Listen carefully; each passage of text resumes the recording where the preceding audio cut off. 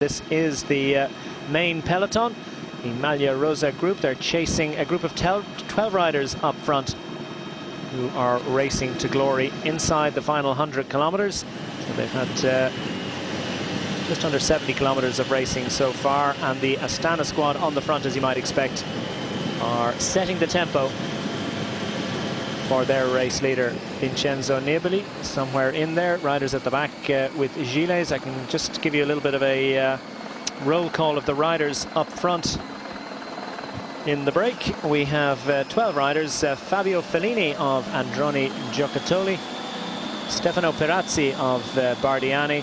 Best placed overall is Manuel Garate of the Blanco squad. He's 27th overall at 5 minutes and 42 seconds, and that may well mean that this break won't be given a whole lot of rope today. It remains to be seen. There's a couple of riders from the Colombian team. Robinson Chalapud, we've seen him on the attack so far already in the race, and he's accompanied by his teammate Jarlinson Pantano.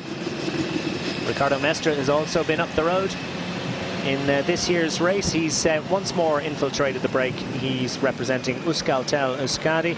Maxime Belkov of the Katusha squad is in there too. Giovanni Visconti racing for Mountains Jersey Glory, and no surprise to see him in there because Perazzi is a threat to his Mountains Jersey. So those two riders will challenge for honours at the summit of the climbs, as long as they can stay away. Mikael Golas of the Omega Pharma Quick-Step team, another well-placed rider, currently 29th overall at 6 minutes and 22 seconds. Here we have the riders in the breakaway. You see Visconti going through shot there in the blue jersey of the overall mountains classification leader.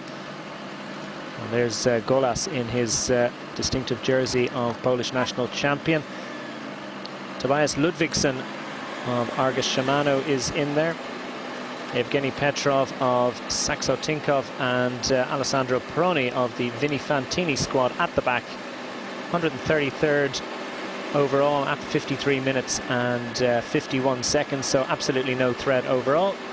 And Vini Fantini, who also have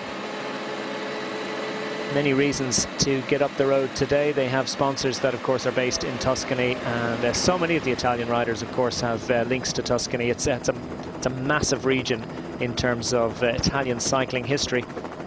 The break has stretched out to 3 minutes and 51 seconds, so handy advantage as the Astana squad continue to set the tempo and make sure that things don't get too far out of control.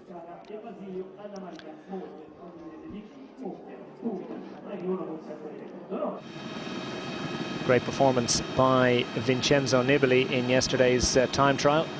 That's surprised a few, I think, but it's helped him into a pink jersey, and the question is, will he want to continue to defend that for fully 2 weeks, or is there perhaps a way that he can hand it over and stay in contention? Well, that's one of the many tactical considerations we'll be dealing with today. As I say, at DQ Sport is the handle. The hardy perennials, do the riders use different tyres in wet weather? Absolutely not. Unfortunately, they have to adapt to the conditions as they are. There aren't enough spare bikes for them to be able to change over and back again. Too much time will be lost. So these tyres are very much all-weather. Ricardo Mestre at the back of the break is getting his instructions, and perhaps a little bit of extra sustenance from the Euskaltel Euskadi team car. It's a decent-sized break, Sean, and perhaps the size of the break will help them to hang out there for quite a while today. Yes, I think it is a big advantage to have a big group away. The more men you have out in the leading group, it makes it easy for everybody if everybody want to contribute. But sometimes when it gets too big, a lot of riders just want to sit on the rear and they start, want to get carried along, and then it really messes up the organisation of the breakaway. So, sometimes 6, 7 is a nice group, everybody contributes, but for the moment it looks like that they are working well together, but the peloton always slows them down. I mean, obviously. Yeah, it's certainly a different dynamic. I wouldn't expect him to ride any differently. I think he'll continue to ride aggressive. I can't see him trying to defend 30 seconds lead now until well, to Brescia. So yeah, I think there's a long way to go in this race. It's better for you not to be in the lead at this point, or? Well, it is what it is. I think I said we'd take whatever comes really, and I said before the race, that if we had pink, we'd deal with that moment, and obviously we're not now. So we deal with that in the same way, but we're still in the game, so yeah. You've seen what you say about them. I guess I've got to ask. Yeah, I mean they're all. I said right. Cadel is probably, I'm going to say, the best I've seen him since he won the Tour. So he's the danger man in that position. He showed yesterday he's in good shape. I was a bit surprised about Ryder because he's been really aggressive this first week. So to lose a lot of time like that, and he lost a lot of his time in the back end, which surprised me. But you know, they're still there, and I guess it's a real race now. I think it's pretty exciting the next 2 weeks for everyone watching. So. It's a real race, and make no mistake, and very, very interesting assessment as we see one of the Colombian riders has struck out for glory on this mountain. Perhaps he's thinking more about the mountain's points on offer, Robinson Chalapud. And of course, Chalapud has been in the break already this week. As a result of that, he's fifth overall. He's just 5 points behind Visconti, so he's definitely a threat for his jersey. This is second Cat Hill. So there's 9 points on offer for the first rider over the top. So an opportunity for Robinson Chalapud to challenge for that Mountains jersey. We'll keep a weather eye on that. But talking about Bradley Wiggins, and tweets are coming in thick and fast asking what. Graham Brown is just one saying, what are Wiggins' options now? How will he try to get into the jersey? Well, I think it's a bit more difficult maybe than they would have been expecting within the Sky team. Bradley Wiggins, I was expecting the time trial to be the place where Wiggins could take an advantage over the other big favourites, and quite substantial advantage, but not happening yesterday. When you look at the times, like I think a lot of the other big favourites limited their losses, but it's going to be a really exciting race. It's certainly, I feel it's going to be a more exciting race now than it would be if Wiggins really dominated the time trial, and then we see Sky controlling the race. That's not the situation at the moment, so they will have to change their tactics. Will they start using the other riders maybe within Team Sky? The two Colombian riders are well up there in the general classification all the time. I suppose we have to wait and see what way Astana will control it. For the moment today they seem to want to control it, but when the big mountain stages come, the more difficult days, will they continue doing that? Because they have also riders in the general classification, so it's something that changes all the time out on the road, and I think we could read between the lines when Bradley was talking there. You just have to wait and see what happens on the road, and when you start out in the first 30-40 kilometres of stage, things can change big time further down the road, and the tactics can change. So you just have to keep on looking at what's happening and see what the other teams are doing and work your tactic based on the other teams. And he says that his numbers are great, the power that he's putting out, and that he's probably climbing as well as he ever has done. And now the assumption has always been that he's going to go and assert his authority in the time trials and then just try and hang on in the mountains, but now he's got to change those tactics. It's going to make for a very, very interesting race indeed.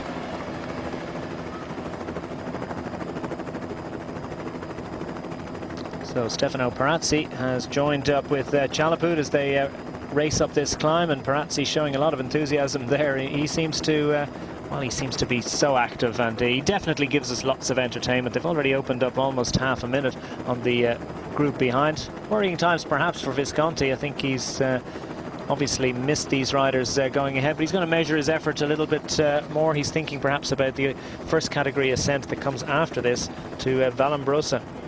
Yes, but if you're climbing comfortable in this group and in the breakaway, well then somebody go into the attack. If you feel like you can match them, then you follow on here. But Visconti, of course, the climbing for him, he is an okay climber, but against the guys we have out here in front, I think they'll be a bit stronger on the climb, and that's I think that's the case at the moment. The two out front, like they're just attacking out the break. They are very explosive riders when they go into the attack, and Visconti, I think he's in a little bit of difficulty. He'll be hoping that maybe the other members of the breakaway will continue on chasing at a good pace and keep the guys there just 10 seconds out in front or 15 seconds out in front, but it is growing a bit more now for them, but we might see so this is less about the points and more about trying to strike out for glory for the stage honours. Well, I think first of all, for the mountain classification for Visconti, he will be using the other riders to keep the two breakaway riders out in front at the moment, keep them to the minimum, and then maybe catch them before the top again. If not, he will just try and take maximum mountain points as we go over this one, and the following climbs try to, you know, get a bit more.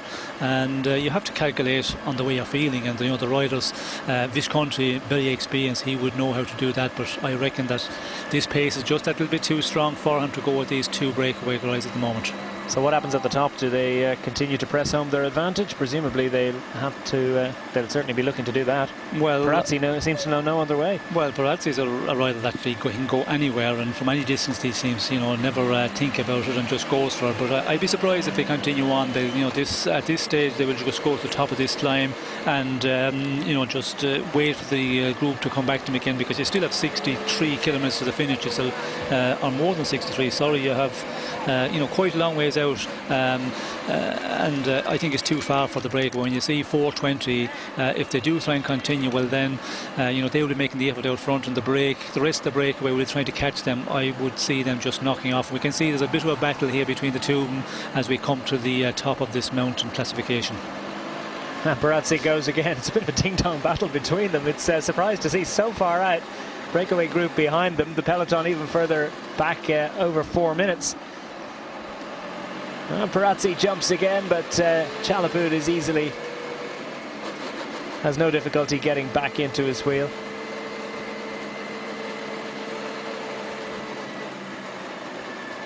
Long way to go to the top, so what exactly are these guys about? Presenting us with some great entertainment, as I say.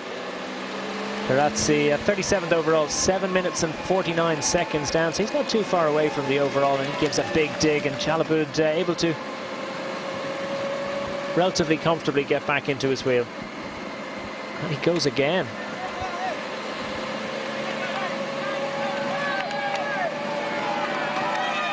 And within the final 50 metres, and Chalapud doesn't like that, puts his hand on Perazzi as if to say you got in the way. Perazzi was first over the top of the climb. Chalapud absolutely incensed, but I'm not sure that Perazzi could have been absolutely certain that he was on his right-hand shoulder. The road bent around to the right there.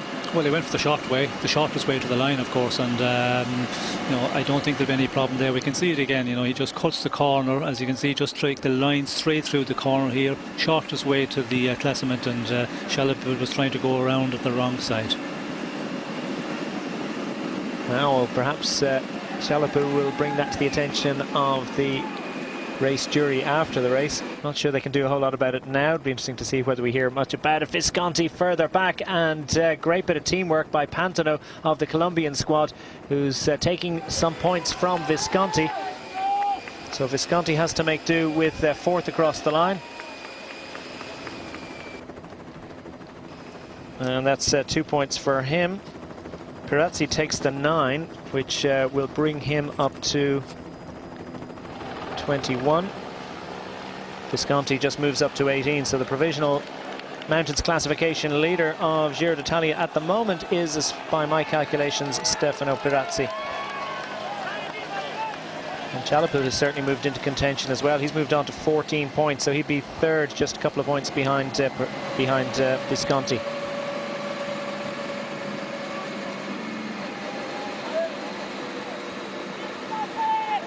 Now, the decision for these riders out front: will they knock it off, wait for the 10 riders behind, or will they continue to press on their advantage? They'd established somewhere around about half a minute, perhaps a little bit more.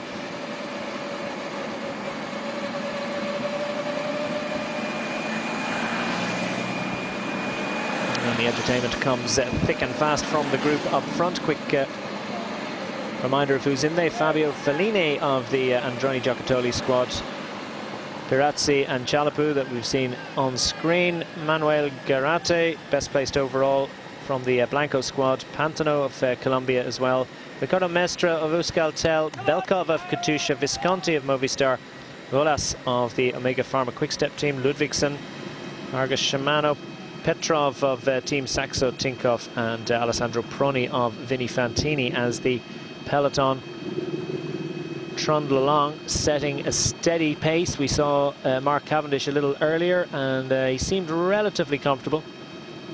And they've hit these wet roads now, so that well, hearts will sink a little bit as they become aware of the sort of weather conditions that they're facing for the rest of the afternoon.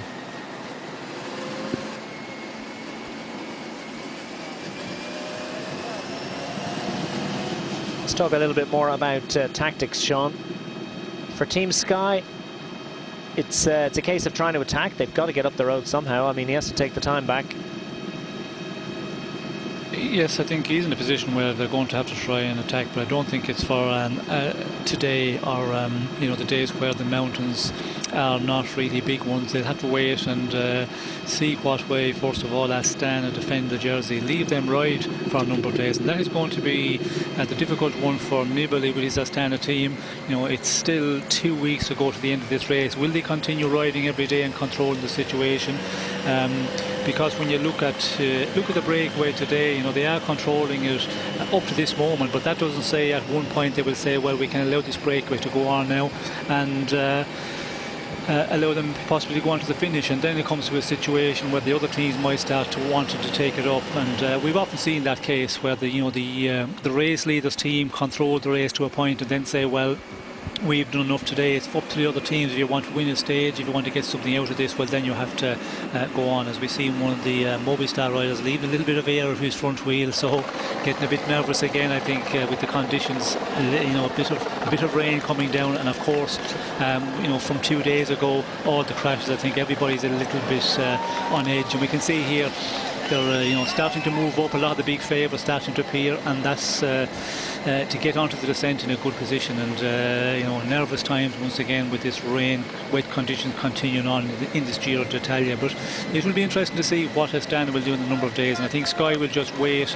and hopefully that the weather will get better, because that's what they need. We see Bradley Wiggins 2 days ago wasn't comfortable at all on the descent well before he did slide out, and we see him the time trial yesterday still a little bit nervous, and that's something like when you do get a good spill, you're nervous for a number of days, and when you have the wet conditions, it doesn't help the situation. Yeah, he was engagingly honest about that, wasn't he? And I mean, I suppose that will definitely help him to, it could take a few days, it could take longer, it could take less time before he gets his confidence back, but it does come back, doesn't it?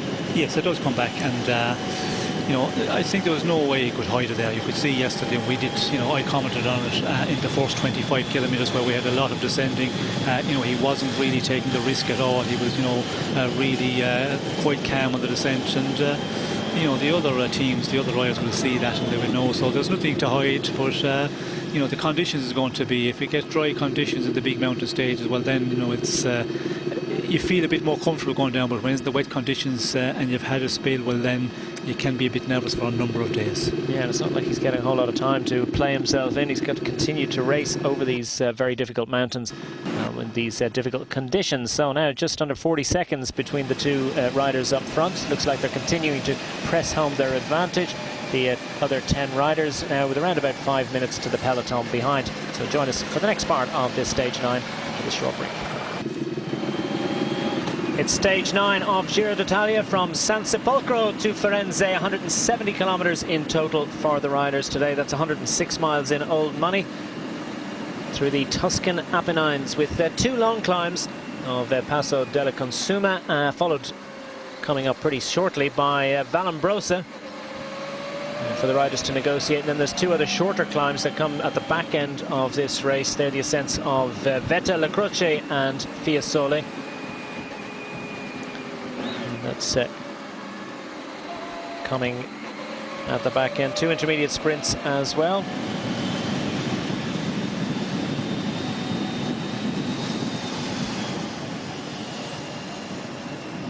Two riders up front have just under half a minute on a group of 10 riders behind, chasing hard, and they have an advantage of between 4.5 and 5 minutes. It's been yo-yoing a little as riders are on the ascent and the descent, but this is very much the break of the day.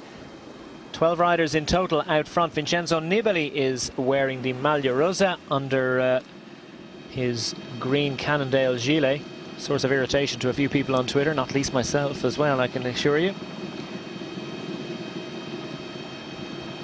And it's the Astana team, as you might expect, that are setting the pace on the front. They're controlling. It's a long way to go in this race, also in this particular stage. There's also a long way to go in this race. There's another 2 weeks of this for the Astana team. Will they be able to control? There you see Nibali. You can just see his yellow sleeve, his Maglia Rosa pink sleeves peeking out from his sleeveless gilet. He's in about 6th or 7th rider there on the left-hand side. It's the Kazakhstan-based squad, Astana, that set the pace on the front. Terrific performance by Nibali in the time trial yesterday, Sean. It will have been a surprise to many, but as he said, he's been really working on his time trialing. Been in the wind tunnel quite a bit. He's been to this stage on several occasions. The first of them was last winter. Not this stage. He probably has been to this stage as well, but he certainly was at the time trial stage yesterday on several occasions. So Vincenzo Nibali's put a lot of work into improving himself to try and see could he get himself into contention. He's been presented with a wonderful opportunity now, and how does he go about defending it? What Bradley Wiggins said that he can't expect that he's going to defend a lead of a half a minute on Cadel Evans and the rest. Surely he's got to go on the attack again. Is that does that gel with you? Well, I think he's capable of going to the attack. Any opportunity will get, you know, when they get the conditions to descend, he will do that, and you have to be so careful with Nibali. But for the moment he will just control, but you have to be so careful with him. Like if Cadel Evans and all the other favourites who want to do something for the win of this race, you just have to, you know, always be on the watch out with Nibali. For the moment, you know, the team is controlling, and it looks like they want to hold on to the jersey, because the way they're riding at the moment, it looks like they're going to go on for the day, and certainly conserve the jersey today at least. Rest day follows tomorrow. A lot of riders will be looking forward to that after a very, very busy first week of racing.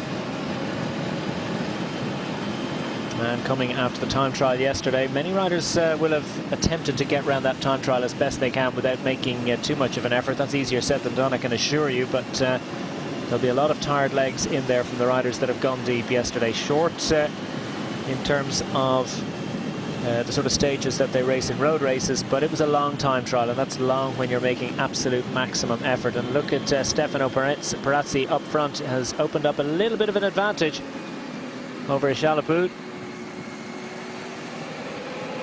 Robinson Chalapud not enjoying this wet descent. Perazzi presses on, and a couple of Colombians in the break today. Let's hear from one of their teammates about their intentions. Hoy un puerto bastante duro. ¿Piensas que el equipo Colombia va a atacar? Today it's a difficult stage. Darwin Atapuma is being asked, do you think your team will get on the attack? Well, yes. It's definitely a time for us to start attacking.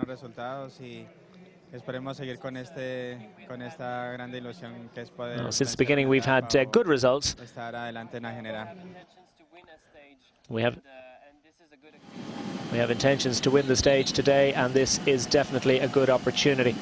Good opportunity too for Giovanni Visconti to get his gilet on and cover up that Blue Mountains classification leaders jersey, which at the moment he's handing over to Perazzi, but there's still plenty of Mountains classification points on offer today. First Cadascent of Vallombrosa is coming up next. That's offering 15 points to the first man over the top.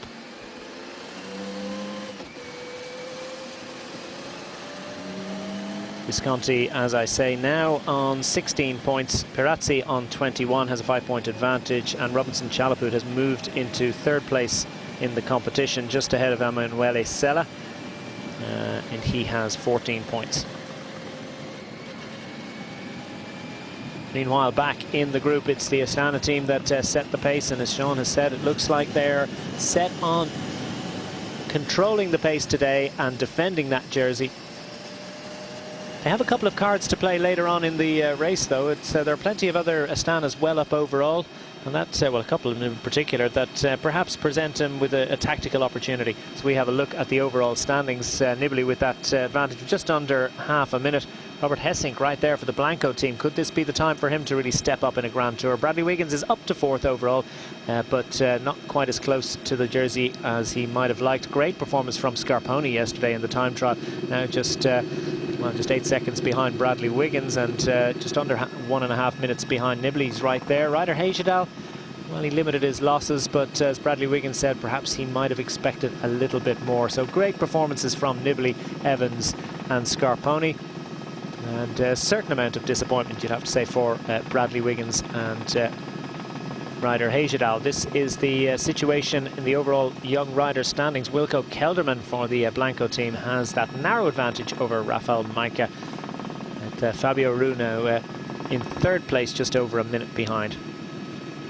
Fabio Aru is perhaps one of those cards that Nibali could play. Yes, well, they have two riders up there in the general classification. They have, you know, the first man in 7th place, which is 12th place, Kangert. He's at 3:02, and then you have Fabio Aru, which is in 18th position at 4.5 minutes. From a standard point of view, they have riders who they could use. Will they start doing that, or will it be everything for Nibali? A lot of the time in the Italian teams, you know, they just ride solely for the leader and that's it. But the other interesting one, Sky, they still have, you know, Bradley Wiggins is very much up there, and it all depends on what way he gets through the big mountain stages, because he's only 1:16 down, and with what's to go in this race, that's, you know, all to do for it. It's all to happen. But they have still, you know, they have the two Colombian riders, 7th and 10th. Haino is 7th at 2:11, and Uran is 10th position at 2:49, so they're very much in it as well, and that will be an interesting one to see what happens when the occasion arises and the days come that you can really put riders into the attack. Today is, you know, a day that it's not really difficult enough maybe for the guys, and after the time trial yesterday where everybody is anywhere in the general classification in the moment, you know, at up to about 20 or 25th position, they've really put in a big effort yesterday, so they're going to, you know, want a bit of a recovery day, and but in the days to come, it's going to be a complicated one to work out the tactic, and it's certainly not a straightforward one where you have a leader with 2 minutes in advantage and a real strong team to support him that they're going to ride. But no, Nibali is in the driving force at the moment, which is probably a surprise. I was expecting Bradley Wiggins, you know, to do a much stronger time trial yesterday, and Wiggins to Nibali to lose a lot of time, but Nibali put up a great performance, as you know, as a lot of the other favourites have done also. So it's certainly going to make an exciting race, and it's definitely all to fight for yet. Yeah, it's definitely good for the entertainment factor of this race. If Bradley Wiggins had a handy advantage after the time trial, we might just have seen the metronomic control of the Sky team that we've become so familiar with. It's so impressive, but it might quite have been quite as entertaining as the race that we're likely to have now. And as you see out front, Maxime Belkov has joined the two riders, Pirazzi and Chalapud, so 3 riders out front with 9 riders chasing. There's the point standings. Mark Cavendish wearing the red jersey once more. No change in the point standings worth a mention yesterday. Eddie Viviani 6 points behind. Cadel Evans now on 49 points and right in contention for the point standings. It could well be that Evans is able to score a few points today. It's unlikely, though, that either Viviani or Cavendish are going to be able to add to their total, unless, of course, they're able to pick something up in the intermediate sprints. And there is the virtual standings in the climbers situation, as I gave it to you a little while ago. Visconti's wearing the blue jersey at the moment, but Pirazzi has now moved 5 points ahead of him as a result of that first climb, and Chalapud has moved into third place just ahead of Sella and the rest. Tweet in from Velo Voices. Why is Nibali's gilet a source of irritation for you and others? Well, I don't want to say it's irritation, but it would be nice if it was a pink one to go with the pink jersey that he's got on underneath. It's easier to pick him out, and I suppose everybody wants to see the pink jersey being shown off. I certainly understand why he's wearing it, because the conditions are, well, pretty abysmal. Maybe it's time for the organisers to create gilets and rain jackets and things to go with the jerseys that they give to the riders. So now Maxime Belkov of Katusha presses on. He's managed to distance Chalapud and Pirazzi. Chalapud makes his way back up to him. So I'm not sure if Pirazzi hit problems, because he was descending quite a bit better than Chalapud, but now as they hit the next little rise, it's Pirazzi that has been left behind. So what has developed as a result of that little skirmish, and what are the possibilities for Stefano Pirazzi, as we see in the background in the green colours of Bardiani, as up front wearing the black and white of Colombia is Robinson Chalapud, and in the red of Katusha is Maxime Belkov.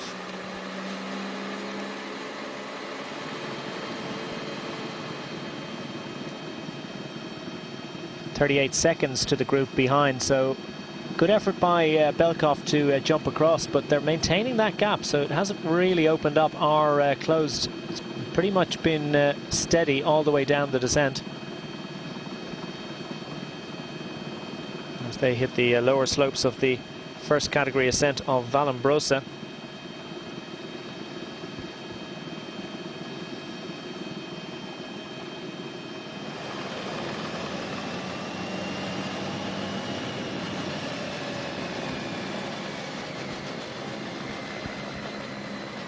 So 12 riders up front, 3 out front of a group of 9. And over 5 minutes between those riders and the peloton. Controlled by the Astana team. You see the pink sleeves there of the leader of the race, Vincenzo Nibali, comfortable behind his team at the moment, but still plenty of racing in this stage 9. Very welcome back to stage 9 of Giro d'Italia. From San Sepolcro to Firenze. Just over 70 kilometers left of the 170 kilometers that the riders will be racing today. There are a total of 12 riders up front, and that group is split. 3 riders have moved on ahead of 9 others. They have almost a minute advantage. Maxime Belkov, Robinson Chalapud and Stefano Perazzi are the 3 riders as the peloton wind their way through these villages. A little acknowledgement there from one of the Garmin riders.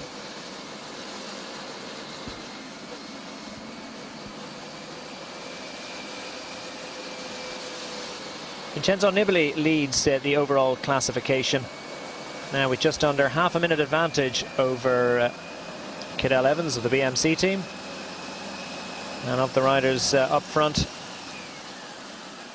best placed in the 9-rider group B, just under a minute behind the 3 riders up front, is Manuel Garate, 5 minutes and 42 seconds. Of the the 3 riders up front, Stefano Perazzi is handily placed 37th at 7 minutes and 49 seconds. He's set fair to gain a chunk of time. Another opportunity as well for him to add some mountains points coming up if he can maintain this effort. A long way to go to the top of the next categorized hill. Vallombrosa summit comes at 63.3 kilometers to go, and we're in the lower slopes of this hill. The hill doesn't really get going properly until about 74 kilometers, but these are little testing slopes that will sap the energy of the riders, and of course the weather, the rain, is going to affect the energy of the riders as well, Sean.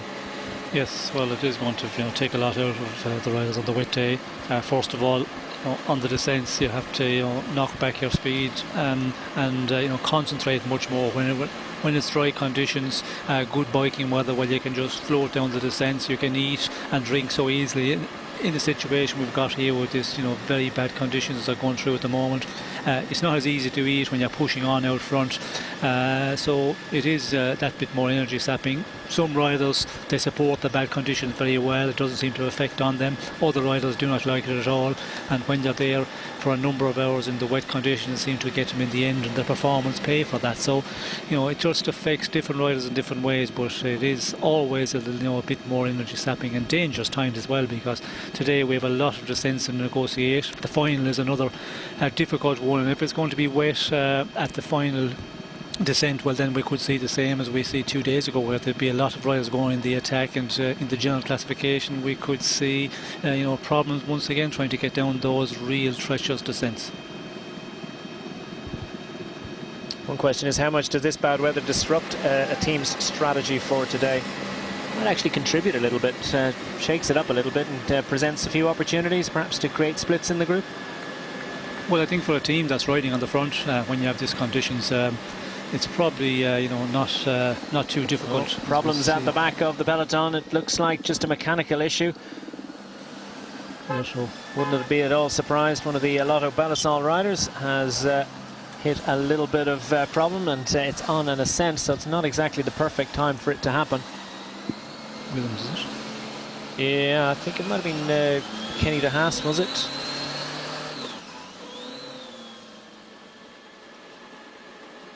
And definitely just a mechanical issue. It is indeed Kenny de Haas, the Lotto Belisol fast man. Won't exactly be looking forward to this climb. De Haas is 196th overall, fully 1 hour 28 minutes and some seconds behind the overall leader. So clearly this is not a perfect situation, but has to get in there because the bus hasn't established itself yet, so he can't just meander along for a promenade on his own for the day.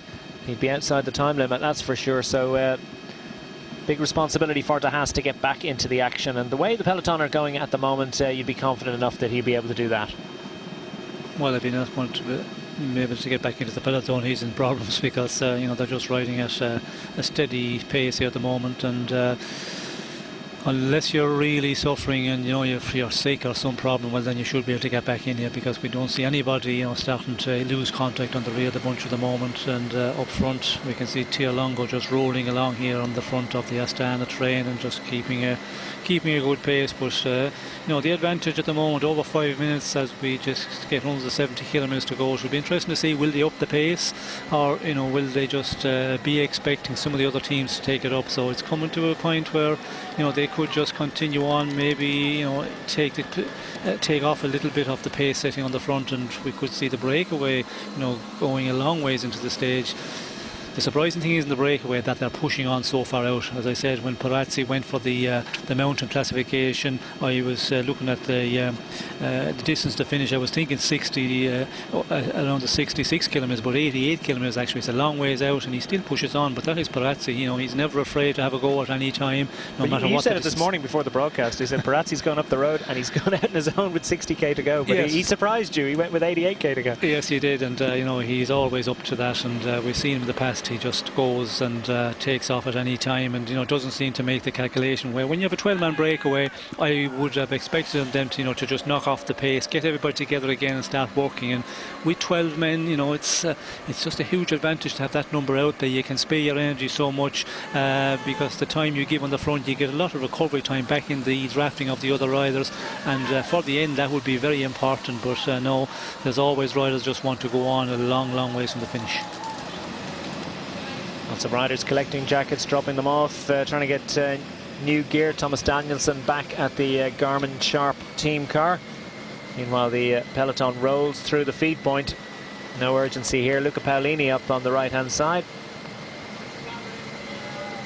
He's got that almost solid Giro crash hat. And Danielson with a quick word.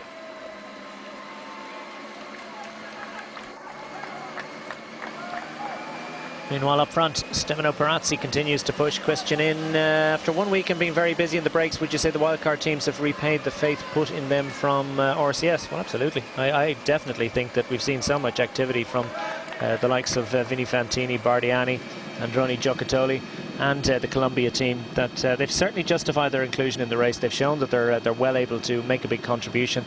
And of course, in the case of Bardiani, they have that stage win for Enrico Battiglins, which has more than justified their presence in this race this year. Look at the rain absolutely pelting down, and the tyres with such little weight on them barely able to cut through onto the surface. It's not so bad going up a hill, but well, they'll be tiptoeing down it, you can be sure about that. Vini Fantini team visible with their day-glow yellow shorts and helmets and saddles. It's black rain jackets for them, though. Some riders going for gilets, sleeveless, and plenty more, though, going for the rain jackets with full sleeves. Might be a bit of a penalty going uphill, but certainly there'll be a big advantage going downhill. There's Mark Cavendish in the group, looking comfortable. He's able to take a drink. This pace is not too much of a concern for him at the moment.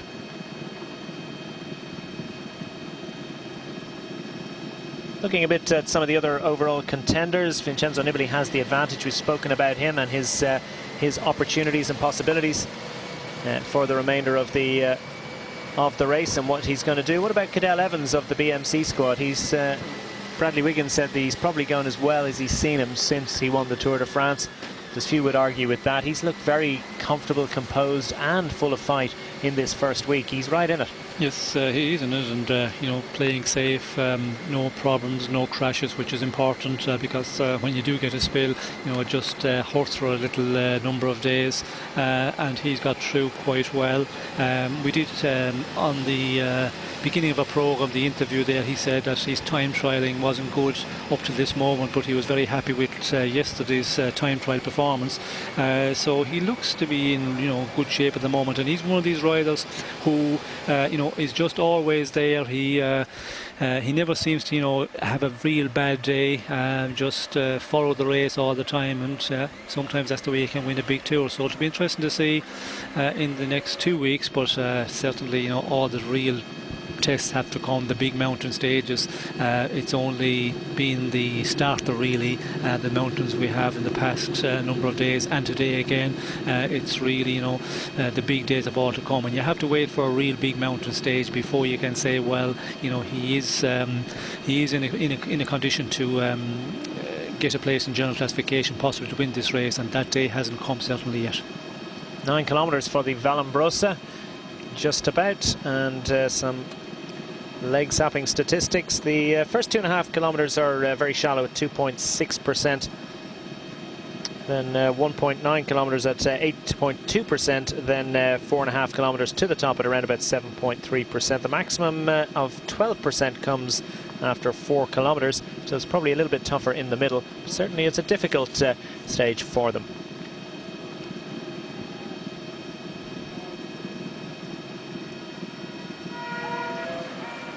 Movistar team just behind Astana, as we see just how dark it is out on the race route as they go into the trees. A little bit of shelter in there from the rain, but it's incredibly dark, and the headlights are just turning the riders into silhouettes as Perazzi jogs up the hill in that distinctive bobbing style. Perazzi of the Bardioni Valvole team doing a great job with Robinson Chalapud of the Columbia team in his wheel, and a little bit of an injection of pace there by Perazzi, immediately responded to by Chalapud. Belkov, though, will try and work his way back a little bit more steadily. Belkov, of the three, perhaps with the least facility on the hills, and he's just looking to try and get towed up the hills, and maybe he can contribute in a big way. He's obviously a very, very important part of the Katusha team time trial squad. He's scored some big results with them, so he's got a bit of an engine, but hills probably less to his liking, so he's perhaps looking to do something a little bit like Adam Hansen's wonderful stage success from a few days ago. 6 minutes now to the group up front. Nice to get a time check to the riders in between to see how those 3 riders up front are getting on. Meanwhile, at the back of the peloton, Jérôme Pinault is stewing the need for a rain jacket or a gilet.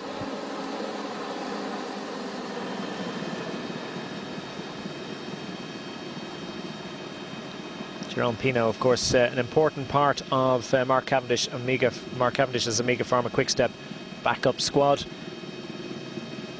Their entire agenda in this race is about delivering Cavendish to the end in sprint finishes, but they've got to get through these stages and the big mountain stages and the time trials in order to produce those possibilities.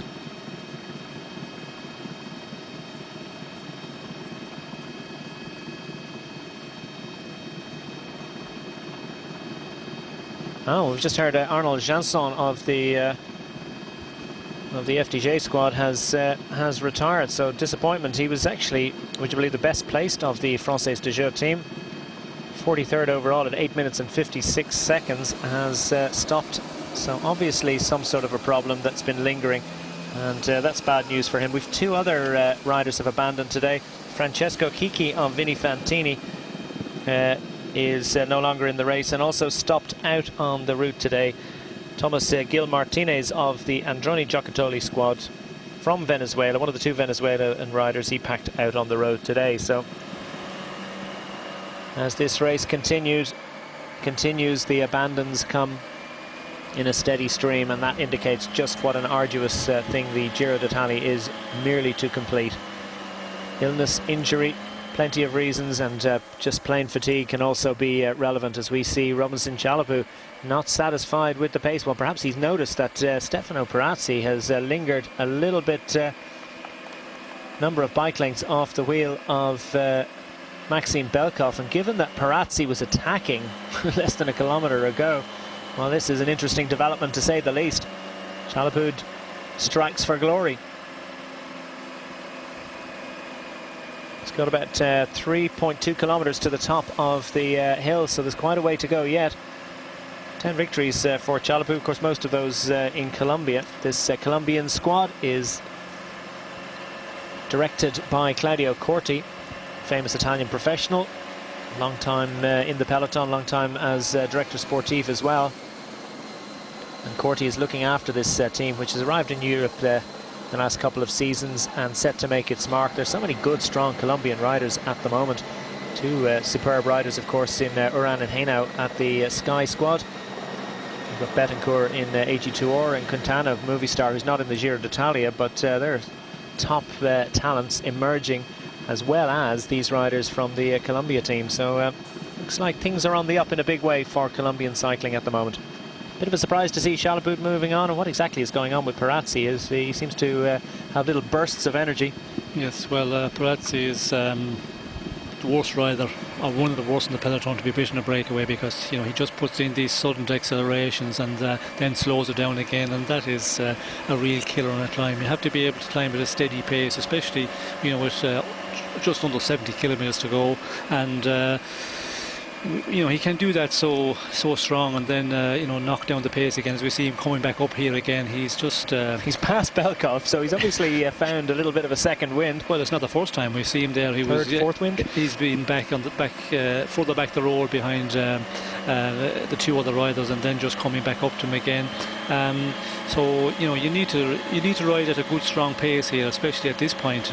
If you're on the final mountain and everything is going for a stage victory, well, then you can start really upping the pace a bit and in and out of the saddle all the time, but you have to use it steady here. But Perazzi is like Richard Virenque, exactly the same situation. When he gets you in the mountains, he just put in these sudden accelerations, and we see in the Tour of France with Virenque, that's the way he was able to kill off his breakaway companions, and Perazzi is exactly the same style of climber. Well, Virenque was the housewise favourite, perhaps not the peloton's favourite.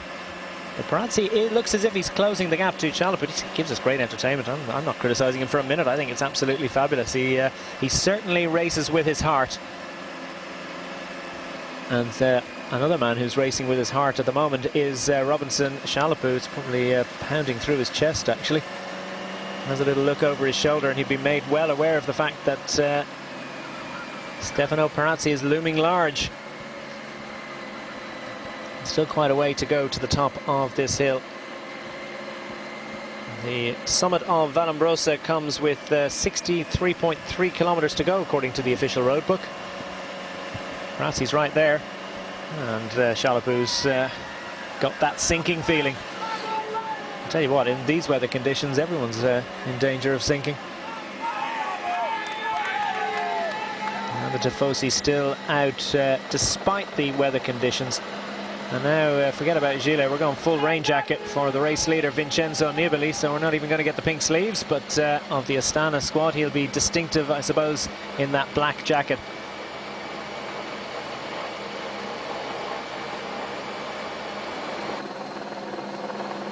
Well, plenty of questions in about what the rule is about gilets and rain jackets. Are they not supposed to closely match the colours of the team? The see-through ones are pretty useful. You can get some idea of the colours underneath, and you can see the numbers. I always I thought they should just get an extra set of numbers and put them on their rain jackets, but I suppose rain jackets get passed around between riders when they run short, etc., so that probably wouldn't work too easily.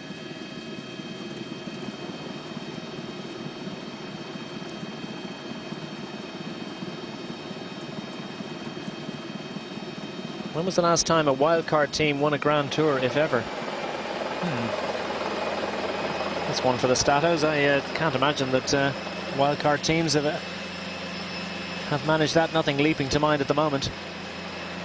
Sky just slotting in there behind the Astana squad, as Chalapu Well, he's going to be looking more over his shoulder than... and Chalapu just wants to stop, I think. He wants to wait for Belkov. They're literally come to a standstill. It's a track stand. Oh, this is hilarious. These guys are all about the mountains points. And this is going to offer the opportunity for Belkov to get back in. Will Chalapu risk an attack? And Belkov is almost up now, isn't he? He's almost got to them, and whether that can put the cat amongst the pigeons. Well, it's not difficult to get back to them the way they're doing a track stand here on the climb. It's just amazing the way they're carrying on here, considering, you know, there's a long ways to go on this stage. The advantage they have at the moment, and we haven't been getting any time checks from the other breakaway companions in between this three-man group and the main peloton. But you know, we see the last time check there was it was around the 6-minute mark. So you know, they're in a really strong position, because if Astana, the tactic is just to keep on riding here and you know, allow the break to hang out there with a big advantage going into the final. Well, then a stage victory is to play for, and you know, they need to ride on here and just sprint it out for the King of the Hills classification at the top of each line. But you know, they're carrying on here. It's not the thing to be doing considering the situation they're in the stage, because I think you know, there could be a possibility they could go all the way to the finish if they pull together here. A few tweets coming in to say Juan Jose Cobo in the 2011 Vuelta, his Geox team were on a wild card, so it has happened. And not as long ago as you might imagine. Cobo is not a factor in this year's Giro d'Italia. Hasn't been going well at all for him. Now with the Movistar team, of course, Cobo now 110th overall, almost 50 minutes behind. Benyatin Shausti has slipped to 14th overall, but he still handily placed 3:36, and with a goal of a top 10 finish certainly within his compass at the moment. So he's the number one for the Movistar team. It's the side at the back of the peloton. Roberto Ferrari there, their sprinter, suffering a bit on these climbs. I suppose we see Danilo De Luca pounding away on the pedals. Vinny Fantini man, black jacket. And now Chalapu goes again.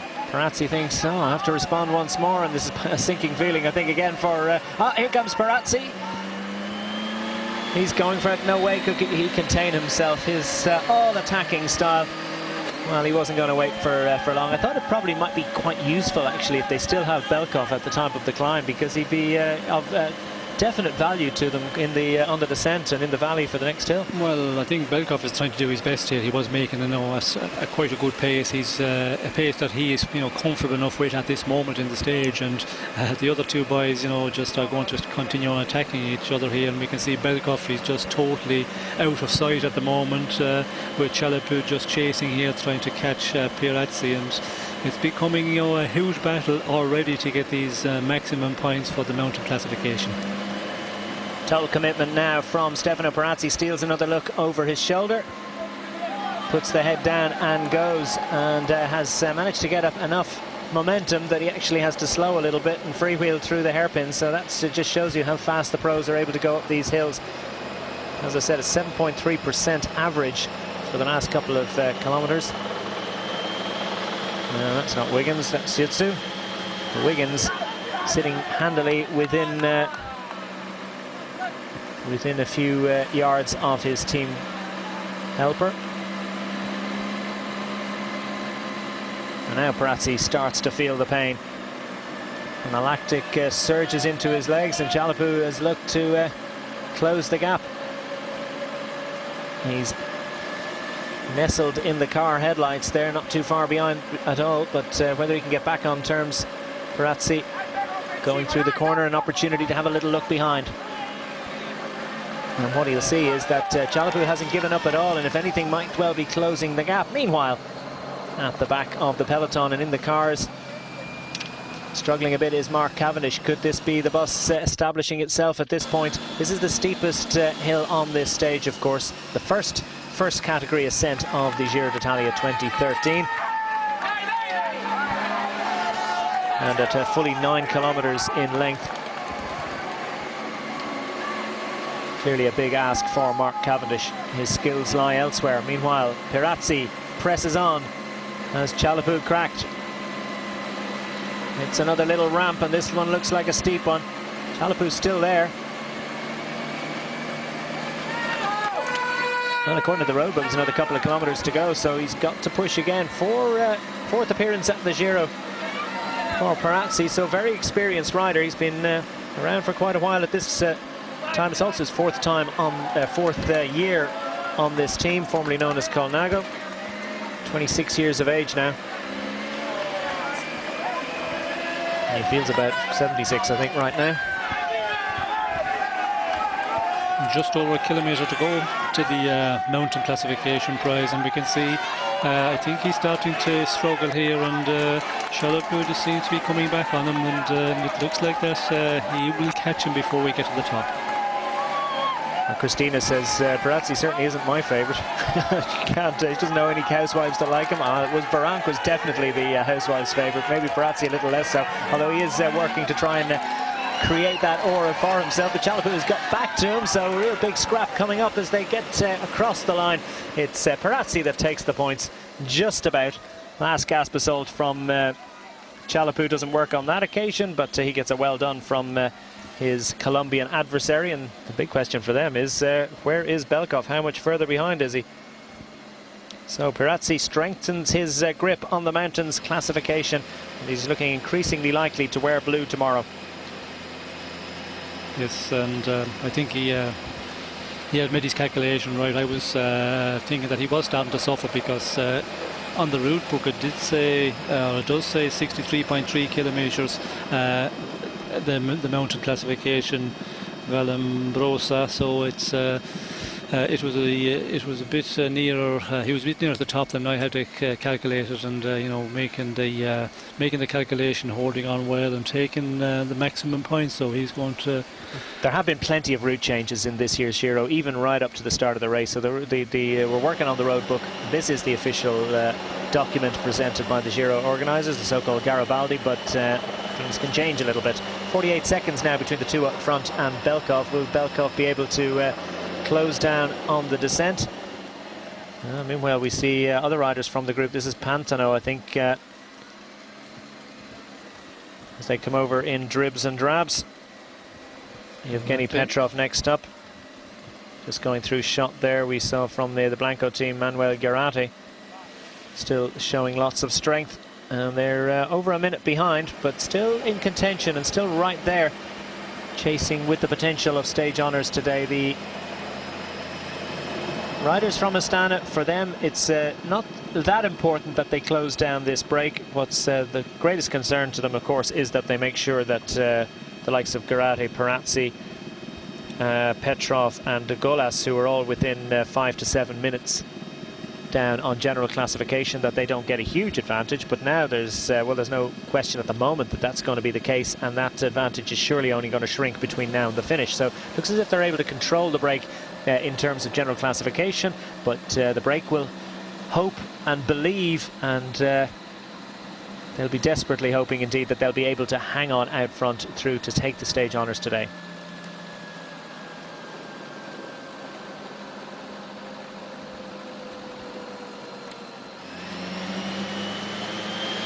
Someone says Greg LeMond as well as Kobo in Vuelta in 2011. Greg LeMond won the '89 Tour de France as a member of a wildcard team. ADR squad, wasn't it?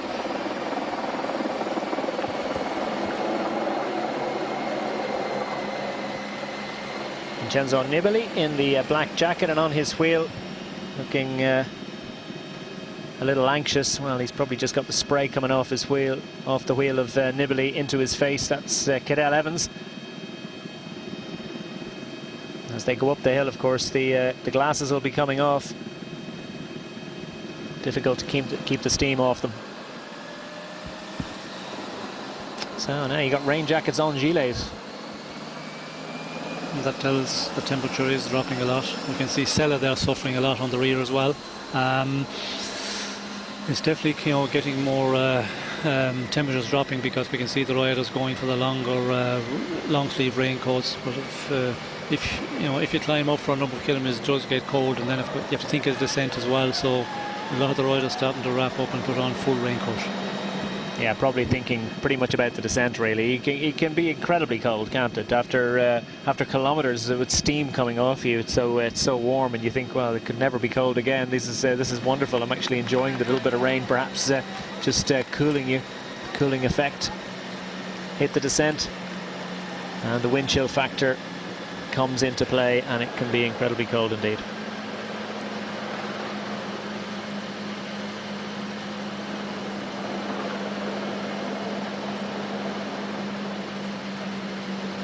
A few riders from some of the other teams looking to crowd out the Astanas as they struggle to control the pace at this point. Is this a worry for them as the BMC team try to get organised for Cadel Evans? I think as much as anything else for the leading contenders, the main thing is about getting in control and getting a good position for the descent. Thomas Decker of the Garmin Sharp squad feeling the pace, and look at the way the illumination of the riders from the headlights, the motorcycle behind, really is incredibly dark on this Vallombrosa hill.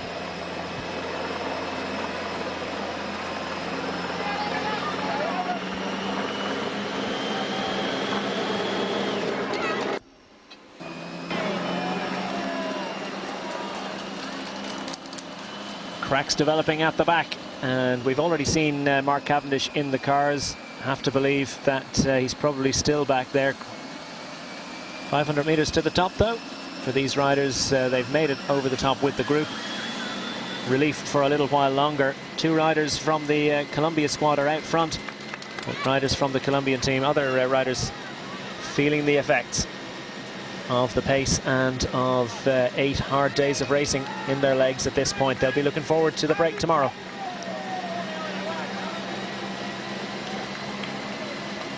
Astana wrest control of the hill as the race leader.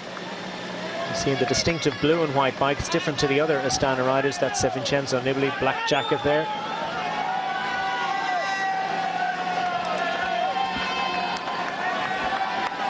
Now the diminutive figure of Cadel Evans being paced up the climb in the BMC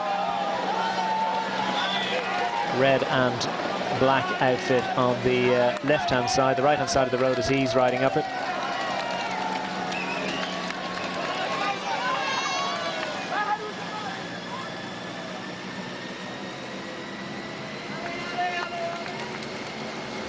.6:23 for the main peloton down on the leaders, so still, you know, a substantial advantage at the moment. And now we come to the descent, and this is going to be a long descent, over 20 kilometers of descending, so we can see there that some of the riders are just getting a little bit anxious as we get to the top to get a good position to get onto the descent. Liam Ruth says you have to admire the quality of rain they get at the Giro. There's no doubt about that. This is top quality rain. Almost 7 minutes as they head over the top for these guys. Sorry, Alex Dowsett there. We can see the stage winner of yesterday suffering a bit, and not surprising after the performance he put in yesterday, and a magnificent ride, and prepared it well. I did say yesterday, you know, that he had it a bit easy, but taking nothing from his stage victory yesterday, that's what you've got to do. You've got to make a calculation, and if you can do that, spare your energy a little bit on the days running into the time trial and win a stage. That's what it's all about. Yeah, Alex Dowsett, the only hemophiliac in the Grand Tour peloton, and he said that hasn't been a limiting factor in his life, and he wanted to win it and to announce to the world that it doesn't have to stop you doing things, and that parents of hemophiliac children don't need to wrap their kids in cotton wool. He certainly wasn't. He said his parents, Phil Dowsett, the well-known amateur racing driver, they were encouraged to send him swimming, and that's what made him that little bit fitter, and then he took up the bike. Okay, Astana continued to lead the peloton, big gap to the riders in front. Join us for the next part after these. Welcome back. Just under 55 kilometers to go on stage 9 of the Giro d'Italia from San Sepolcro to Firenze. Total of 170 kilometers for the riders today. 4 classified climbs. They just completed the second of those, the first category ascent of Vallombrosa. And leading over the top was, as he had indeed at the first classified climb, was Stefano Perazzi, and he's heading into the Mountains jersey, which he'll pick up at the end of today, assuming there's not a big radical change in the last 2 climbs. Giovanni Visconti's able to get back in contention. You're looking at Maxim Belkov, who was 3rd over the climb, attempting to chase back to the 2 riders ahead. They are, as I said, Perazzi and Robinson Chalapud. Belkov, those 3 riders were part of a 12-man group that managed to detach themselves from the peloton after around about 30 kilometers of racing. It took quite a while for the break to establish itself. And here we get, according to this caption, and this is new news to us, I can assure you, is that Belkov has managed to catch the 2 riders in front and move ahead of them and drop them, and he's really pushing hard. And I did say earlier that he might be a big advantage to Perazzi and Chalapud on the descent and in the valley after it, but well, he's just that much better on the descent. He's just flown up to them, flown past, and they're not able to take his wheel. Meanwhile, the Maglia Rosa group of Vincenzo Nibali continues to descend in the mist and the rain in Tuscany today. It's a difficult day, it's an anxious day, lots of nerves in there in the peloton. There have been so many of the riders have been down in crashes this week, plenty of rain and plenty of touches of wheels and little incidents that have caused lots of bumps and bruises, 1 or 2 broken limbs as well. And the Astana squad continue to organise activities at the front of the peloton. This, of course, the Tuscan region is absolutely dripping with history of all sorts, not least in cycling. And this stage is dedicated to the great Gino Bartali. And why wouldn't it be? Man from Florence, great Tuscan champion who took victory in the Giro d'Italia in 1936, 1937 and 1946. He actually took the King of the Mountains title as well in the Giro on no less than seven occasions, 7 times out of 8 years, from Ponte a Ema in Florence. Amazing man. Gino the Pious, they called him. Also twice a Tour de France winner. And indeed, he made a name for himself in so many other ways. Very religious man. And it was only quite a long time after his career, in fact I think it might even have been after he died, that it emerged that he had helped Jewish families persecuted by the Nazis during the Second World War. I think it was known that he had smuggled messages for the Italian resistance by bike as well. He put a jersey on with his name, and he used to go out training, and he was able to get past checkpoints with the messages, important messages that helped the resistance, secreted about his bicycle. Lots of tubes in there, and an amazing story, amazing man. And having lost so many of his great years as an athlete to the Second World War, he took victory in the Tour de France in 1938. He came back out after the war fit and fresh, and managed to win the Tour once more. Not only that, but he won Giro d'Italia in 1946 as well. So lost so many good years, as indeed did his great rival Fausto Coppi from the north of the country. Very different characters, and it's only right and proper and appropriate that on this mountainous stage in Tuscany that it should be dedicated to Gino Bartali. Now Maxim Belkov, looking for a great exploit, presses on alone. Could well need those other 2 riders, but he doesn't really need them because they're not going to do him many favours going up the hill. So if he can establish a bit of a gap before he gets to the next hill. That's the 3rd category ascent of Vetta La Croce. Starts, well, quite away from now, 26.1 kilometres to go is, as we understand, at the start of that climb. So there's a few little lumps and bumps on the road, not classified hills. And quite a way to go if Belkov is to hang on out front, but he's got a handy advantage. And that's an impressive skill, as we see one of the riders from Astana putting his rain jacket back on this descent. Given the speed they're going, that's no mean feat indeed.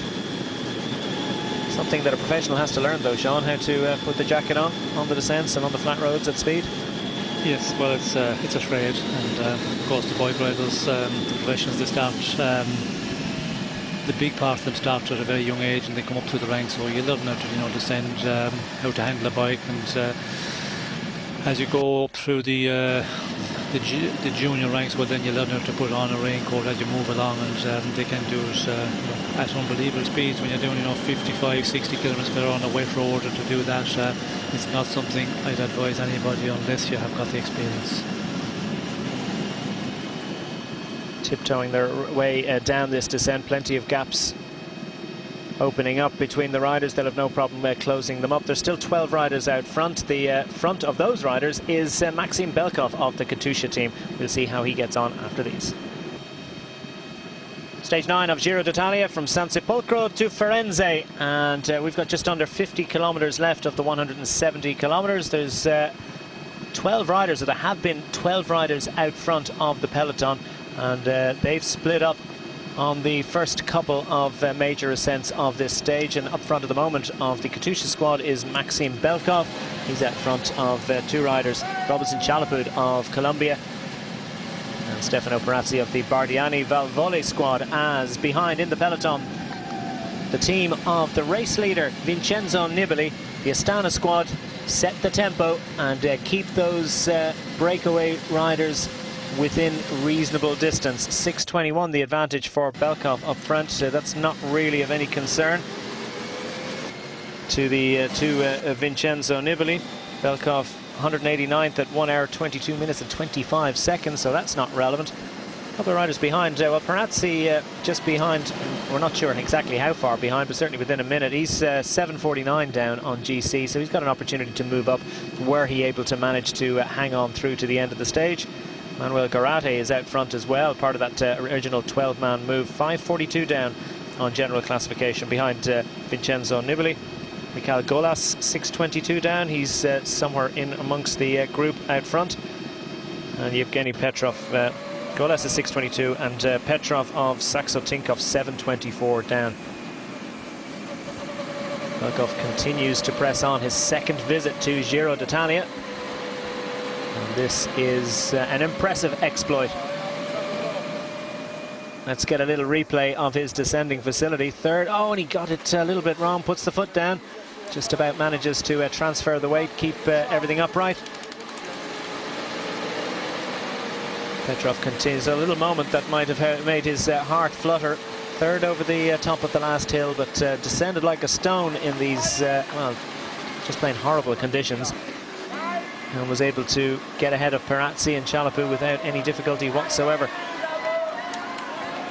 We're racing through Tuscany towards Florence. We're in central Italy, in the Apennines.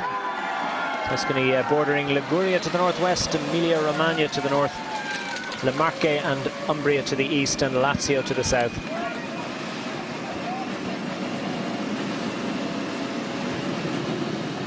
Present-day Tuscany, of course, corresponds closely to ancient Etruria, inhabited by the Etruscans.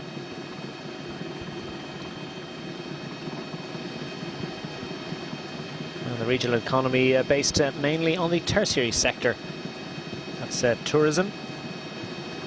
Thanks mainly, of course, to the incredible artistic and cultural cities that really abound in this region, as they do throughout Italy, but particularly in Tuscany. And sunshine. Yeah, sunshine. Yeah, I haven't seen that too much lately. The local tourist board will be ecstatic with this weather today. Yes, it's certainly not the weather that they normally get here, and unfortunately for Giro and for the riders, you know, we've had it a number of times in the race already, and it's not getting any better today.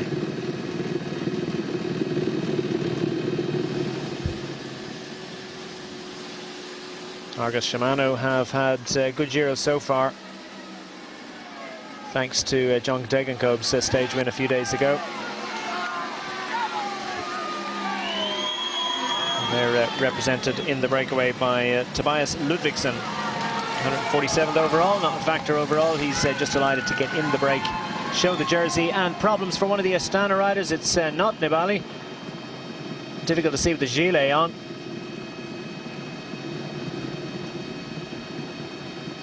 Exactly who that is, but he gets going without any difficulty. So was it a mechanical problem, or did he come to grief on this descent by way of a crash? think it might well be Grushchev, Dmitry Grushchev, but we'll wait for full confirmation of that. Let's get a little sight of it on the front of the group. Oh, and he went out in a big way, so that was definitely a crash, no doubt about that. Look at the way that he just went for metre after metre, and he hit the wall at the end. Oh, and thank God he had his had a helmet on. Of course, they are compulsory, but it's unbelievable how he slid for so long. So little friction on the road. Of course, that leads to well, less road rash than he might have got. More likely to crash in these conditions, and it's less likely to hurt as much, of course, but that doesn't mean it doesn't hurt at all. That will definitely have hurt, and hitting the wall at the end of it, well, delighted to see that he was able to jump back up and get on his bike. Yes, and we could see the ride on his wheel looked like Nibali, and you know, he managed well, because when you're in the wheel of a rider, when he starts to slide down, if you panic and you go for your brakes, well, down you go with him, and you just have to keep it cool, leave the bike roll around the corner, and the rider was in his wheel just you know, continued on doing that and got around the corner, as everybody else did also. So it's all about, you know, if you can keep your cool, but if you panic and you go braking suddenly, then you're also down. Well, it's so difficult, I mean, because it's a reflex action. It's not something, it's involuntary, isn't it, to tense up, to maybe grab the brakes, and for so many riders, they fall in sympathy. It's not necessarily that they've hit the same lack of grip situation, but Nibali, it's about experience as well, isn't it? It's about training yourself not to overreact in situations. Well, it's about, you know, having it on the descent in the real bad conditions, and when you have the wet conditions, you're always a little bit nervous, and when somebody slides out, well, then, you know, the panic sets in very quickly and you go for your brakes. But you have to allow that, you know, 2 bike lengths going into the corner. If a guy slides out, you just continue your line, continue the way you're going into the corner,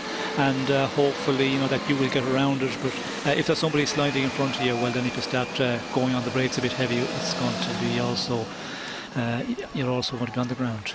The clash of the Sky team in the peloton looking behind as we see riders from the original break. This is, I believe, Pantano, Ludvigsen as well.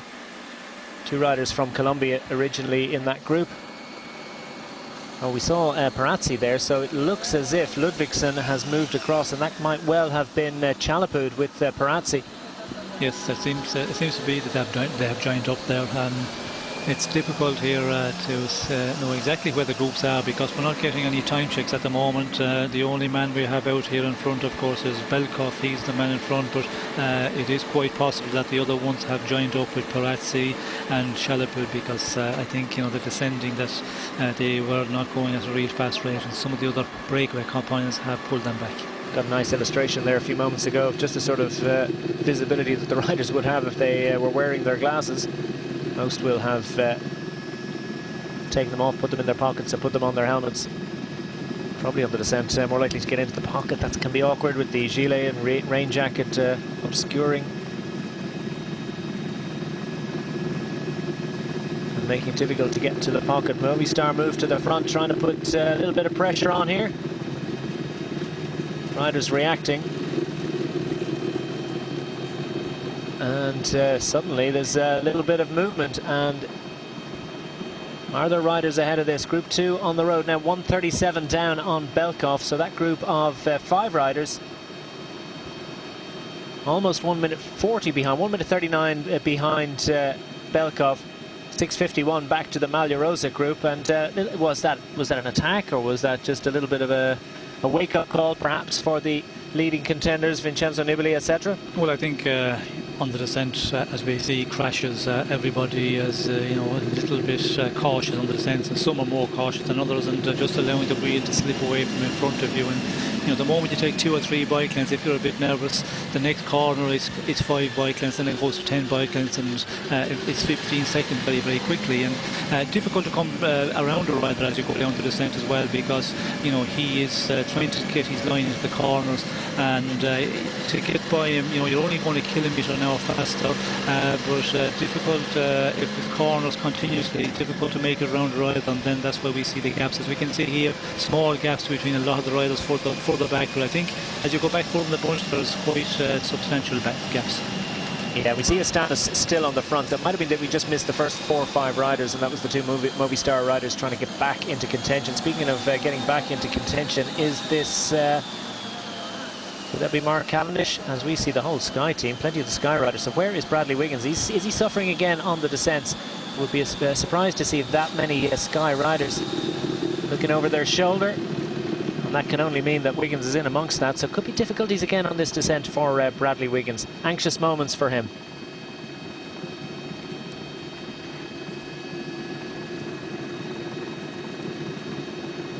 Out front, Astana continued to set the pace, but now almost 7 minutes to Belkov up front, who is setting a very impressive pace and giving himself a racer's chance of coming out with stage honours today.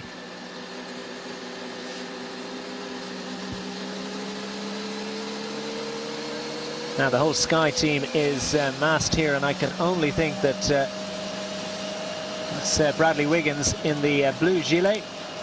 Very thoughtfully decides to dress in different colours for us. And he's been paced by this group, which has its own camera motorbike for company, so there's a gap between them and the Astana squad up front. This is a bit of a crisis moment for Bradley Wiggins.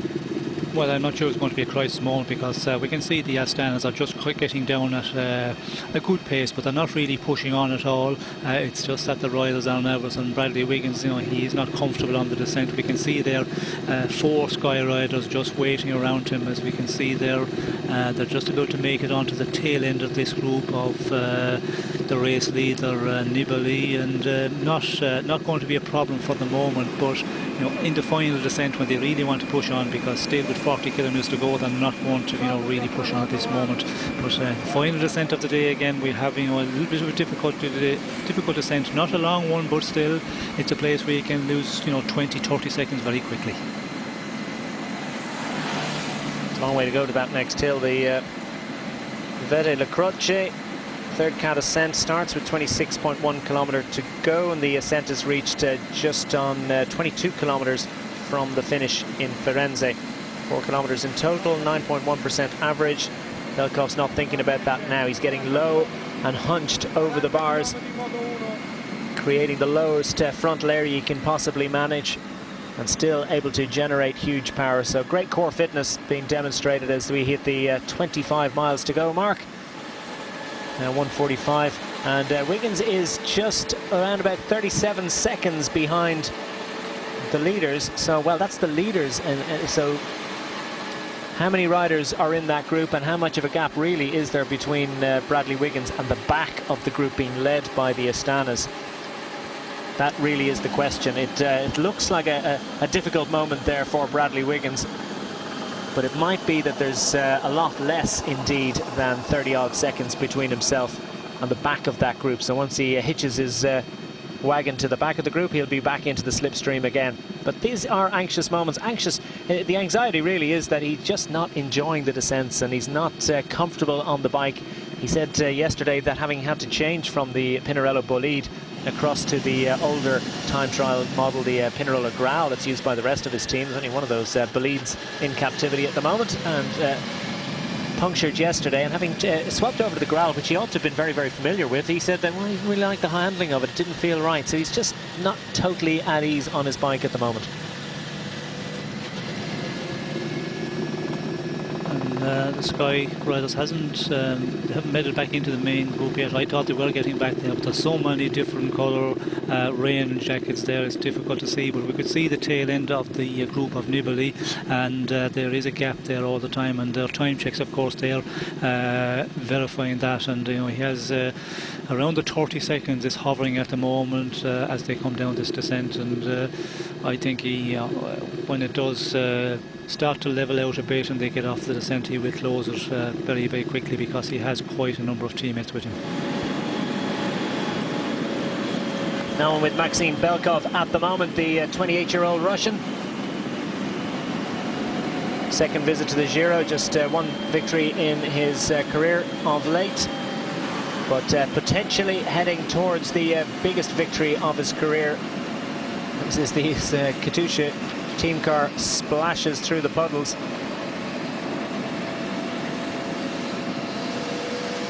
Someone said on Twitter, hi, is Belkov following the dry line made by the camera moto? Well, he was following the same lines, I suppose, and there's the motorbike with its wider tyres cut through the wet. He was able to benefit from that, but of course once that clears a little bit, then you get a change of surface conditions, so it might have been less of an advantage really. 2 minutes to the group behind. Let's give them a name check. Feline, Chalapud, Ludvigsen, Perazzi and Golas. So Golas, Ludvigsen and Feline have joined up with Chalapud and Perazzi to make a group of 5, but they're really struggling to make any inroads into the sort of power that's been generated by Belkov. And this is where Belkov will win or lose the race, Sean, because he can really pile on the power here and open up an advantage. He's not a threat. And now we're getting a time check that says that Vincenzo Nibali has a minute on Wiggins, so instead of closing up to the back of that group, he's going further away. So I would venture to suggest, Sean, that this is a little bit of a crisis moment. Well, it's starting to look like that at the moment. Surprising that it is growing out that rapidly. It should be interesting to see as we get onto this flatter section where we come into the immediate sprint here. I think we will see them closing it down. I'd be surprised if we see Astana really pushing on, but it depends on the other teams as well. If there are other teams get involved with Astana on the front, then it could get into a crisis situation. But at the moment, we can see here the Sky Riders, they have they have that gap still to close down, and it's a worrying time for them. It's a lonely road at the moment. There's a lot of distance between the Sky squad and the group out front. They've got plenty of company behind, but they won't be contributing. Those riders will be just looking to take advantage of this situation. Meanwhile, Tanel Kangert is trying to somehow get a little bit of warmth back into those hands. They're really feeling it. It's a tough day out for them. These riders are very, very thin indeed, and any little bit of cold gets into the system, it's very difficult to get rid of it. Just banging the fingers to try and generate a little bit of heat. And Vincenzo Nibali looks relatively relaxed and composed and is able to take on a little bit of sustenance as his team continue to set the agenda and try to drive a nail into Bradley Wiggins' ambitions in this year's Giro d'Italia. Wiggins looks very comfortable and controlled. He's not contributing to the pace here. He's obviously confident that his team are going to be able to drag him back up here, but they've got work to do. It's over a minute now from the front of the bunch to this Wiggins group. It's not a minute to the back of the bunch, but still it's going to be a big gap to close, and it's not going in the right direction at the moment. It is going in the right direction for Belkov. Another 10 seconds, 11 seconds into his advantage over the 5 riders behind. He's first through the second intermediate point on the day. He can tell you he was first through the first intermediate sprint as well, ahead of Feline, Visconti and Chalapud. They weren't really racing for it, but that's given him some handy points towards the intermediate sprints competition, so he'll vault up the standings in that. Currently led by Cameron Worf of the Cannondale squad. It's a minor consideration now, considering the what's happening amongst the general classification squad.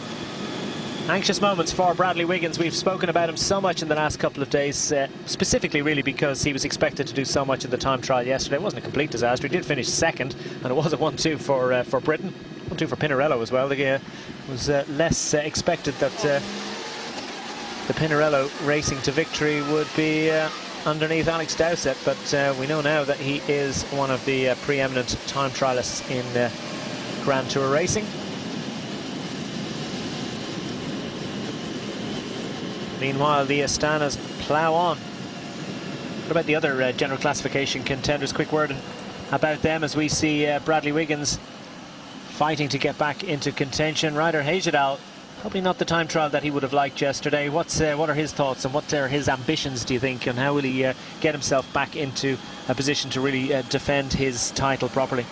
Well, I think yesterday's performance maybe wasn't as good as he would like it to be, but nothing of a disaster either. When you see the general classification, he's 205 down in 6th place, and all the big favourites, I think it worked out well yesterday because they're still very much up there, and nobody lost enough of time that was out of the race, out of the general classification. Welcome back to stage 9 of Giro d'Italia 2013 on the road to Firenze from San Sepolcro. And they've got just 33 kilometres left, or at least this man does. Maxime Belkov of the Katusha squad is out front, and he's extending his advantage over 6 riders behind now are united in their efforts to try and close down on this Russian rider. 2 minutes and 32 his advantage. He's managed to add about a half a minute in the last 10k. And here's the front of the bunch. It's David Miller of the Garmin Sharp squad that is lending his considerable weight to the effort out front. The Astana team starting to feel the pinch a little bit, but I can tell you that Bradley Wiggins is struggling behind, but it looks as if he's going to get back into contention.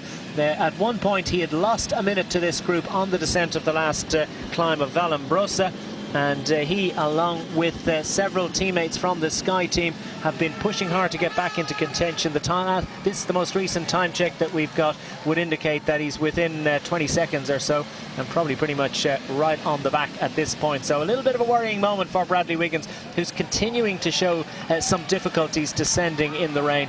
And for rider Hejidal, David Miller trying to do a little bit of work to set a pace that would at least make it uncomfortable for Bradley Wiggins to get into contention. Make it uncomfortable too for other riders who perhaps would like a little promenade to the next climb. They're not going to get it. David Miller choosing not to go for time trial success yesterday. Didn't believe he had the legs and trailed in towards the back of the timesheet.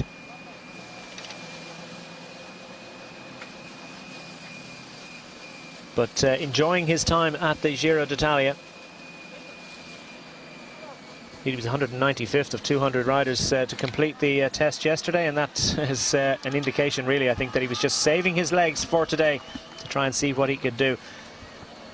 Rain and mist on the lens tells you the story. It's been a tough day in the Tuscan countryside today, up and down through the Apennines. The riders have faced rain for much of the stage. It's been raining at the finish line as well, on and off pretty much all day.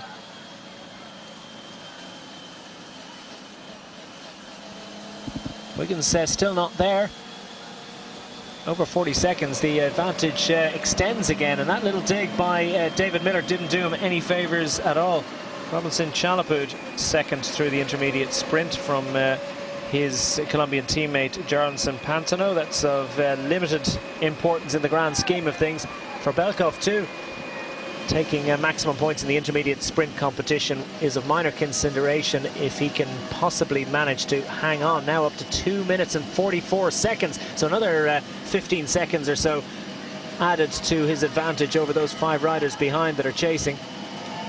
It's a lot more than 5 now, because they're all managing to tag back on after that climb. Racing down the descent, Yevgeny Petrov has managed to get in there too. Fabio Fellini is in there for the Androne Giocattoli squad. Tobias Ludvigsen was just coming to the front there for Team Argos Shimano. We know that Mikhail Golas of Omega Pharma Quickstep is in there. Riccardo Mestra of Euskaltel managed to tag on. Stefano Perazzi is in there too. Astana get back on the front, aided by the Garmin Sharp squad. And the peloton in one big line. To call it a peloton is perhaps over-exaggerating, really. This group is diminishing in size. It's not such a big group either that's chasing behind. The Wiggins group here has still engaged in a titanic scrap to get back involved. They're not there yet. So it looked as if Sean Astana had perhaps lost the impetus. They weren't. They decided to knock it off a little bit, but David Miller has done them a favour. It's difficult to know if Astana really knocked it off. They looked like they were continuing at the same pace, which they had been doing for quite a long time, all day really. They've been controlling the front end of the peloton, and now they have some other riders. We can see Miller's come up there, and we'd also see some other teams. I think it was Vinny Fantini, they had a rider up there for a moment as well. It looks like that Astana just were continuing at the same pace, but now they have got other teams getting involved. We can see the Garmin Shaft. There's another rider joined with Miller here on the front of it to push on. We can see BMC also very much up there, and if they start riding with the 3 teams, a number of riders each, well then it's going to be a big chase for the Sky team to get back in here.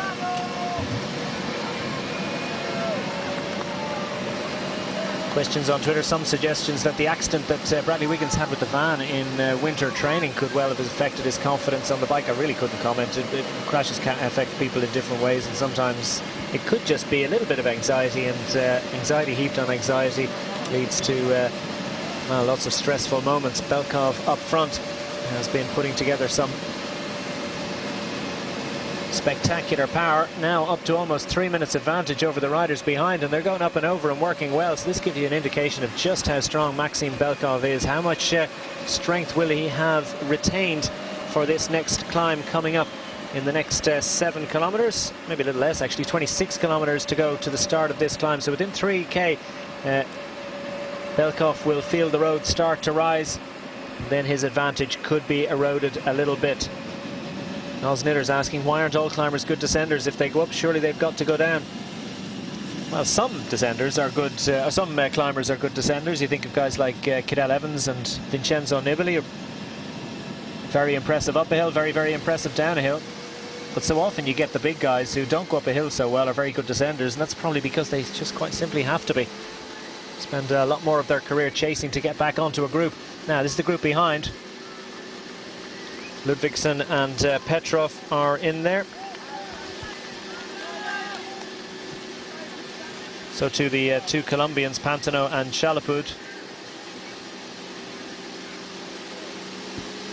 Michael Golas. Manuel Garate of the Blanco team at the back. And just rolling through for Bardiani, Stefano Pirazzi. He's been so active today, as he has been all week. And he's still out front of this race, albeit 3 minutes and 2 seconds down now on Belkov up front. That's a favour that was badly needed for that camera motorbike. Fresh supplies to try and bring us the pictures that we need.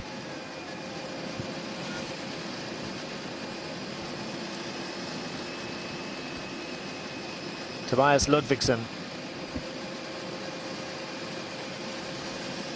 22-year-old Swede, third in general classification of the Tour of Henan last year, so making the step up to the big show with decent facility and with a good palmares so far in the lower ranks. With the Argus Shimano Pro Continental outfit last year, of course, and Skills Shimano before that. So he's had stagiaire with Skills Shimano, which is the same squad, in 2011. And now a couple of years as a full professional. Argus Shimano Pro Continental in 2012, and now up into the World Tour this year. Stana pushing hard, David Miller staying to the fore. Movistar playing a watching brief. Remember, they've got Benyat in Shausti in 14th position. They had the Maglia Rosa going into yesterday's time trial. Passed that one up. 3 minutes and 19 seconds now the advantage for Maxim Belkov up front. The peloton are in one big long line. There's a race going on behind. Join us to see how it envelops after this. David Miller on the front of the group of race leader Vincenzo Nibali. His team leader Ryder Hajedal is also in here as they chase hard towards the foot of the third of 4 categorized climbs on stage 9 of Giro d'Italia 2013. Maxim Belkov is up front for Katusha, and he's got a very handy advantage indeed over 8 riders chasing behind. Now he has hit the lower slopes of this Vetta Le Croce climb. 4 kilometers at 9.1% average. He's got to face a maximum of 12% 3 kilometers into it, so it's going to be a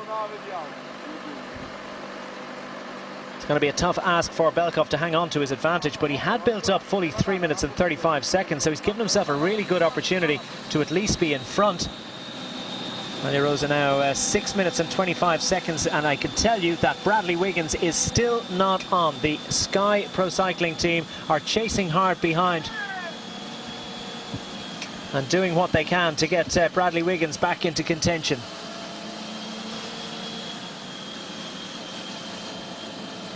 And it's a long slog, and they've had to do it for a long, long time, so Bradley Wiggins could well be vulnerable after this next hill, Sean. Even if he makes it back, and you've got to think that he's got a good chance of getting back on the next hill. The next descent could be a big problem for him. Yes, well, we see about 26 seconds he has to make up here, and it looks like that he's losing some of the teammates. We can see he has 2 teammates at the moment, but he had 4 there earlier on. I suppose the interesting thing is we haven't seen the two Colombian riders there at all, and it looks like that they could be in the group out front with Nibali and the other favourites. So good call. I mean, there's all sorts of talk of a conspiracy, but in terms of general classification and having cards to play, is it useful for Sky? Are they doing the right thing here by leaving them up front? Well, I think you know, you have to make a choice, and they just follow the Astana riders on the way downhill, and they'll find themselves in front. It's a team tactic, and you know, they have to make a decision. Well, do we call them back or would they leave them out in front? And it looks like that they've left them in front, because I haven't seen the two Colombians there at all. But again, he's closing down the gap, but we're going to come to this Croce climb, and then there's another descent. And that doesn't finish. There's about 5 kilometres of descent, and then we have the Fisoli, which is it's 10 kilometres from the finish, the summit, and 10.7 kilometres, and there's a number of kilometres downhill as well there. So it's not over yet. If he does get back in, which it looks like he will, it's going to be a real difficult day for him once again. It's a really difficult time for Bradley Wiggins. He's fighting to stay in contention in Giro d'Italia. He's right there in the overall, remember. He's sitting at 4th place, just 1 minute and 16 seconds behind Vincenzo Nibali. Cadel Evans, 29 seconds behind, less than half a minute on the overall, and he's safely ensconced in that front group. We've no indication that Robert Hessink is struggling, so confident enough that he's in there, 1 minute and 15 seconds in arrears. Here's the chasing group behind our race leader, Maxim Belkov. And on the front for the Blanco squad, Manuel Garate, the best placed of these riders on general classification, 27th at 5 minutes and 42 seconds. He's not going to race into the Maglia Rosa today, but could move up in the general classification if they manage to hang on out front. They have a lot of work to do that.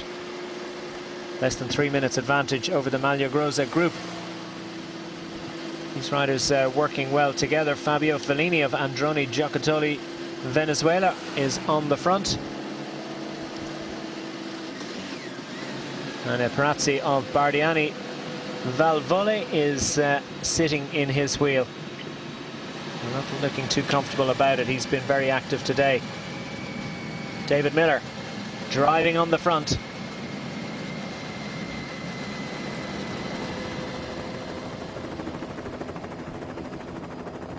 Miller gives one last turn and then drops back in.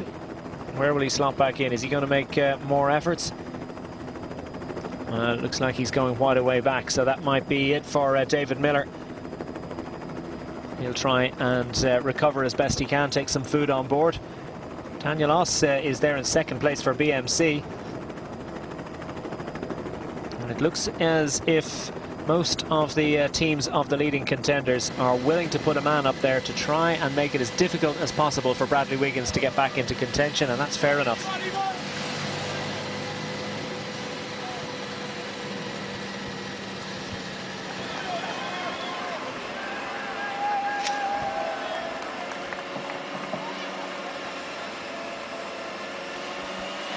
Now Belkov getting encouragement. Well, the gap to the riders behind is coming down a little bit, but not as quickly as you might imagine. Belkov's still able to tap out a decent rhythm. And he's not feeling too hungry because he's got a spare gel there. Plenty of time to take that on board. Just 24 kilometers left in the stage, but plenty of climbing left, so plenty of racing left, you can be sure.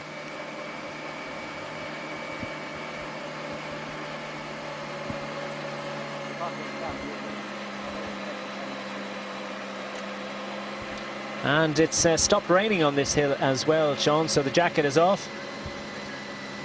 Jacket's coming off in the main bunch behind as well. And that'll be a relief, well, to everyone, not least Bradley Wiggins.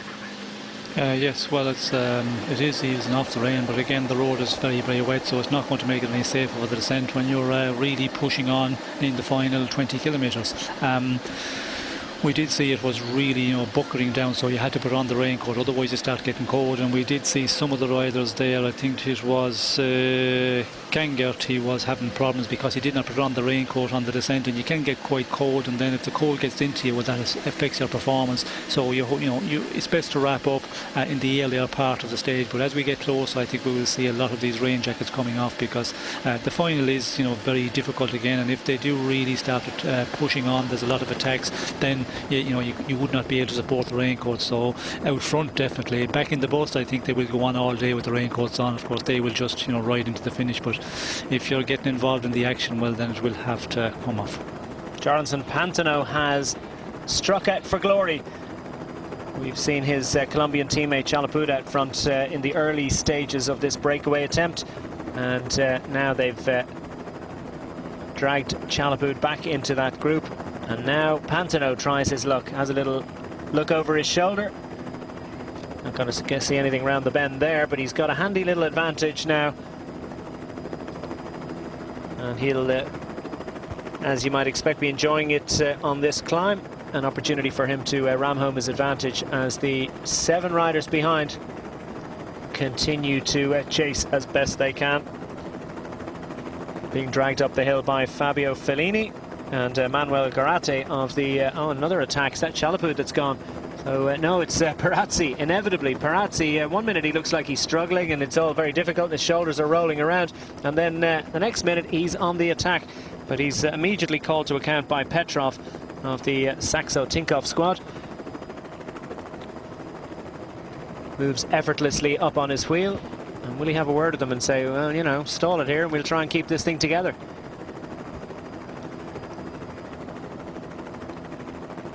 Sitting on his right-hand side, Perazzi pushes as best he can, but the rest of the group work their way back on. Rain jackets are being passed away.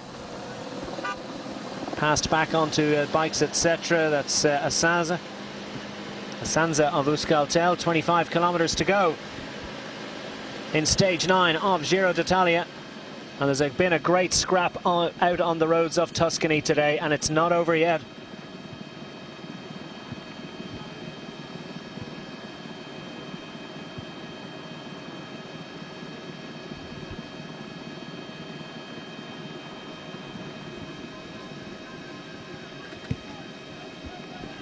So is that Bradley Wiggins has managed to make his way back on. He had one of those light blue rain jackets. Looks like Bradley, looks like those distinctive shoes that he wears.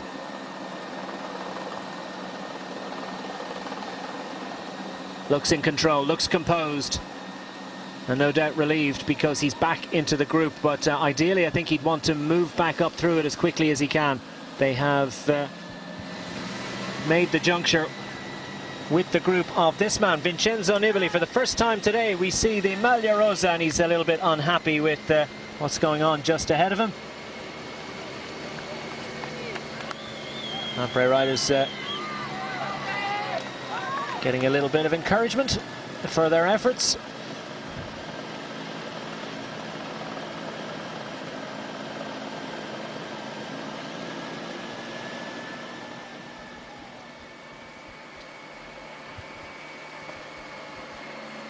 And the Sicilian showing his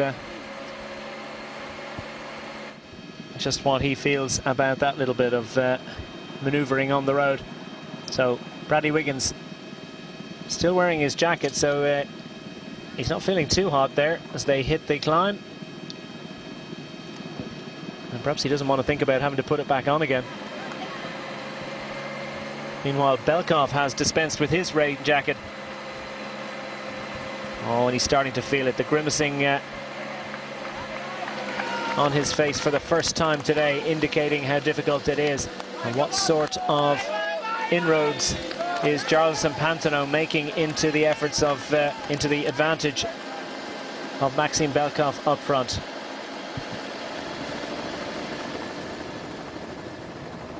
Meanwhile, Fabio Fellini of the Androni team is able to take a drink on the front of the group, relatively comfortable, as they chase Pantano. Pantano is out of sight now. Round the next corner, he's opened up a decent advantage.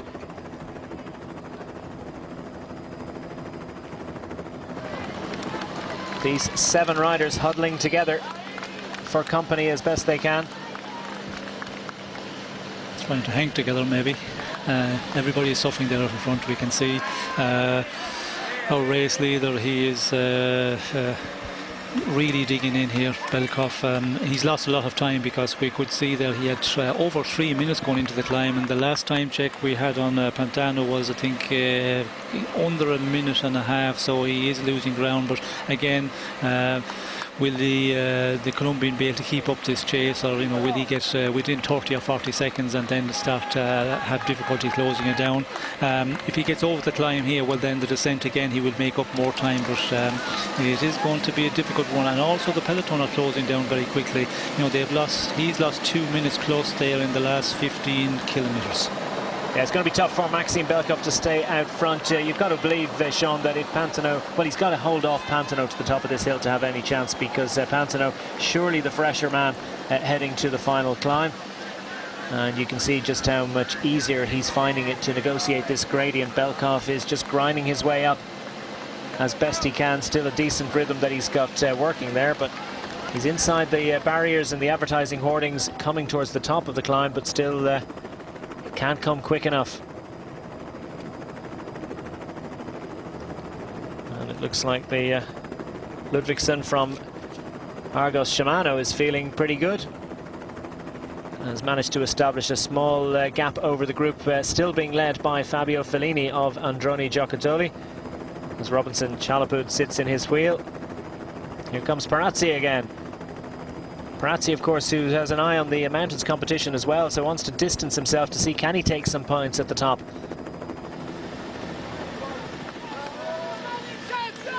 So Scarponi of Lampre still safely ensconced in the group of the Maglia Rosa behind, as we get to the final 75 meters of the Vetta La Croce, a third category ascent, and Maxime Belkov is going to make it across the top. And we get a time check at the top, and that'll let us know what are the possibilities for Belkov, at least to make it to the next hill in front of the race. So if you've just joined us, this is the man out front, Maxime Belkov. He left a group of 12 riders. Well, he left a group of 10 riders actually, and raced across to 2 riders up front. Chalapud and Parazzi distanced them on the descent of the second classified climb of the day, and raced out in front to a maximum advantage of well over 3 minutes, heading towards 4 minutes over the group behind as they reorganized themselves. And now Belkov is racing on in the lead over the top of the third of 4 classified climbs today, and now with just over 22 kilometers to go in today's stage, but still a lot of racing. One more climb, a 4th category ascent, the summit of which comes with 10.7 kilometers to go. Meanwhile, look at this, Jarlinson Pantano was well, 3 minutes plus down on Belkov when they went to the start of that climb, and he's going to crest the top of the climb around about a half a minute behind. Cadel Evans, well, his face, it's hard to read it really. It always looks as if things are difficult for him, and I've no doubt it is difficult on some level, but still relatively comfortable compared to many other riders out there, not least of which is our former Maglia Rosa, Luca Paolini of the Katusha squad, feeling the pain.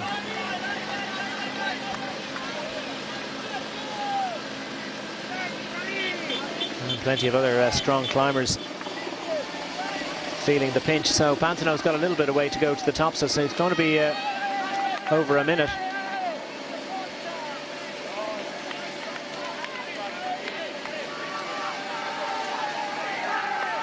And the real question is, can he get back on terms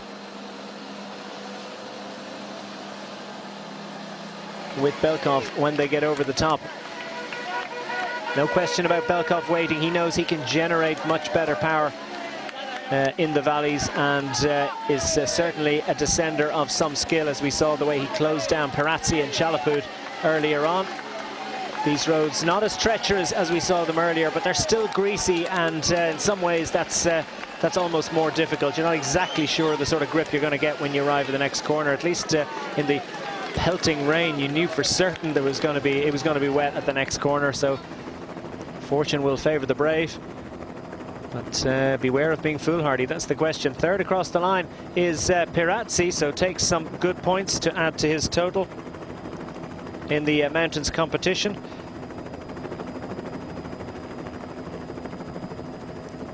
And the rest of the break worked their way back into contention. Now what's happening behind? As we have just joined us, Bradley Wiggins is struggling on the descent of the Vallombrosa. Ended up detached from that group, and he was surrounded by teammates, and at one stage they were well over a minute behind the group of Vincenzo Nibali and the other leading contenders. Now they've managed to fight their way back into contention, and Bradley Wiggins has now dispensed with his rain jacket on a low gear and pedaling with great facility. Beautifully smooth, looks controlled, says that he's in the best condition he's ever been in. Looks like he's climbing very well indeed, but he's had to make a few extra efforts here, not just to get back to the back of the group, but now all the way up this climb he's had to ride past riders and work his way back onto the tail of the other leading contenders. So it's extra energy he didn't need to be using. I suppose the one saving grace is he's got a rest day tomorrow. And I think he's got a pretty easy ride, because it's the teammates really who got it back in there. We could see that they were doing all the pulling to close down for probably 20 kilometres plus, and we can see Bradley's got rid of his raincoat and he's moving up in 20th position at the moment. Now he's got to stay there because the team has, you know, rectified the situation for him, and he's just going to have, you know, to really try and get down the final two descents, this one and the following one, just 10 kilometres from the finish, and just get this day over with. But easier said than done if you're really nervous. But it's been interesting to see if some of the teams push on here, as we see Astana still walking away on the front, but out front Belkov is putting in a great performance. We could see, you know, the Colombian chasing, he's still over a minute and 30 down. He's going to lose another 15 seconds certainly on the descent, and if he can just get over that final climb, Belkov, he should be in for a stage victory. Well, he's got a great chance. He's definitely given himself a racer's chance of taking victory in this 9th stage of Giro d'Italia. It's been inspirational stuff from Maxim Belkov. He takes the 5 points on offer at the top of the hill. That's of minimal concern to him. The main thing for him was that he managed to stay out front and ahead of Jarlinson Pantano, who's chasing behind.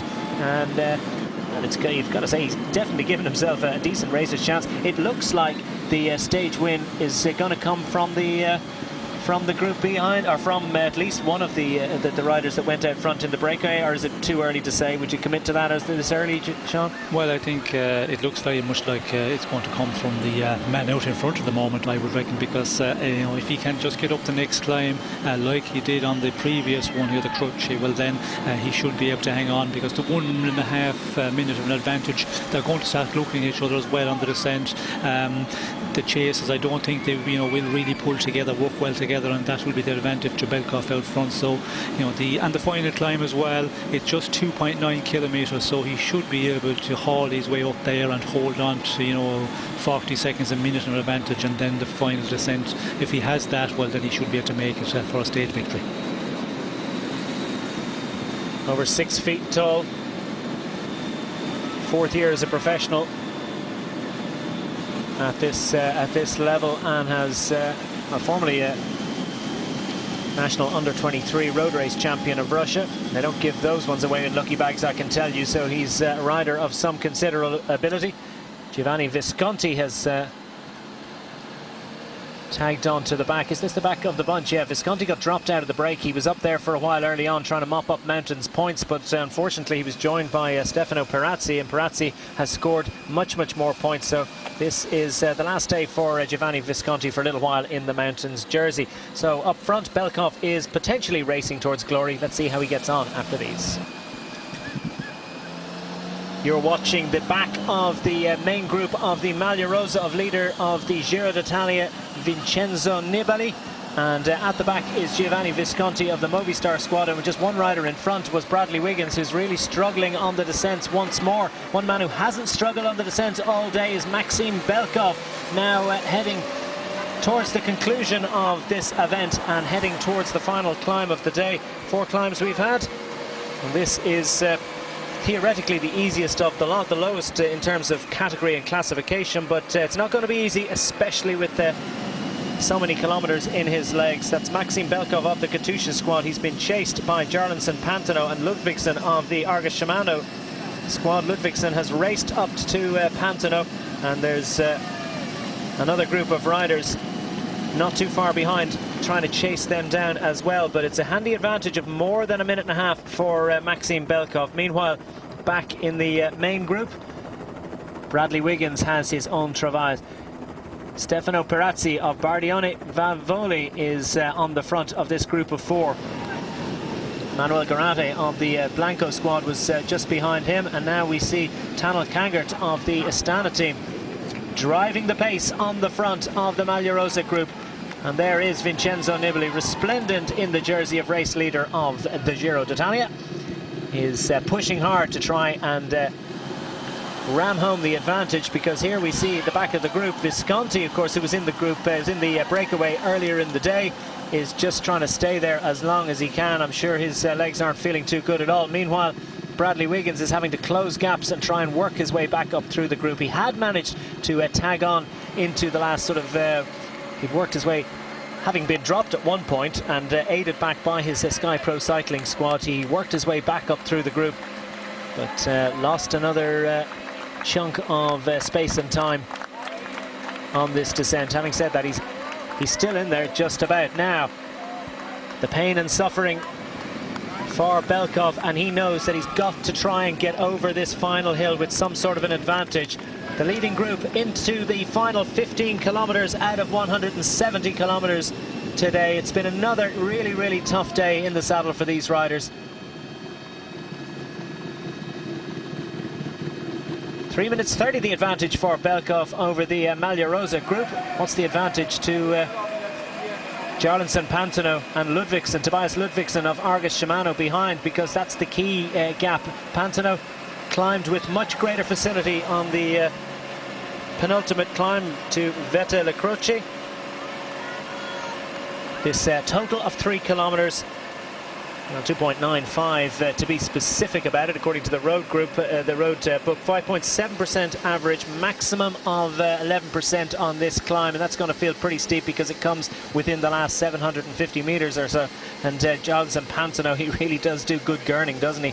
He's feeling the agony, but going well indeed as he and Tobias Ludvigsen approach the climb. They hit the wall. That is the Fiesole, the final climb on stage 9 of Giro d'Italia.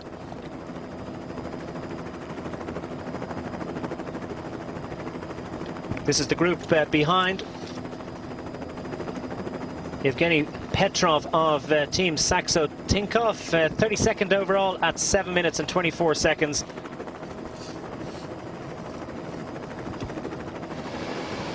This group of 5 need to get in touch with the other riders pretty quickly if they're to have any chance of getting involved in scrapping for stage honours. Meanwhile, the Maglia Rosa group ploughs on relentlessly, led as it has been for so much of the last 10 or 15 kilometres by Tanel Kangert. Kangert, the young Estonian, wearing the colours of the national road race champion, 26 years of age. 26th in the Giro d'Italia last season. 64th in the Vuelta a España a couple of years ago. So he's starting to really establish himself as a rider for the Grand Tours.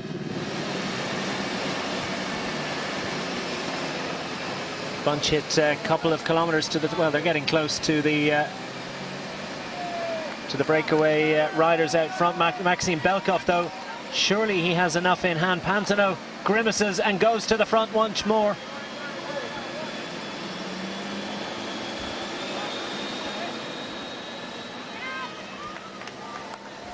Kangert shows no emotion and no obvious difficulty, but you can tell from the grimaces and the rolling shoulders and the way the bikes are moving around from the riders behind that he's setting a very difficult pace indeed. This group will be whittled down from the back. They'll be shelling them out like peas from a pod. And where is Bradley Wiggins? Has he managed to grapple back onto this group and make sure that he's not caught behind riders who are struggling? And there he is, towards the back of the group. Yes, very much towards the back. I could see him there some moments ago. He was about 30th position, but he seemed to slip back a little bit here. It's time to move up because... Hejidal is also struggling. Doesn't look... He looks over his shoulder just at the moment where he should be going around riders. Luca Paolini, who's been struggling, and they had to fight to get back into contention. Former Maglia Rosa, well, he's a little bit more comfortable looking at the moment than rider Hejidal. Hejidal realises that he's got to do something, and Hejidal is getting dropped. And would you believe this? Because Hejidal just a few days ago was jumping around on the first climbs of this race as if, well, it was just too easy, and he wanted to win the race in the first few days of the of this year's race. Now he's hit his first personal crisis point. Out front, Belkov continues to lead. It's all happening behind.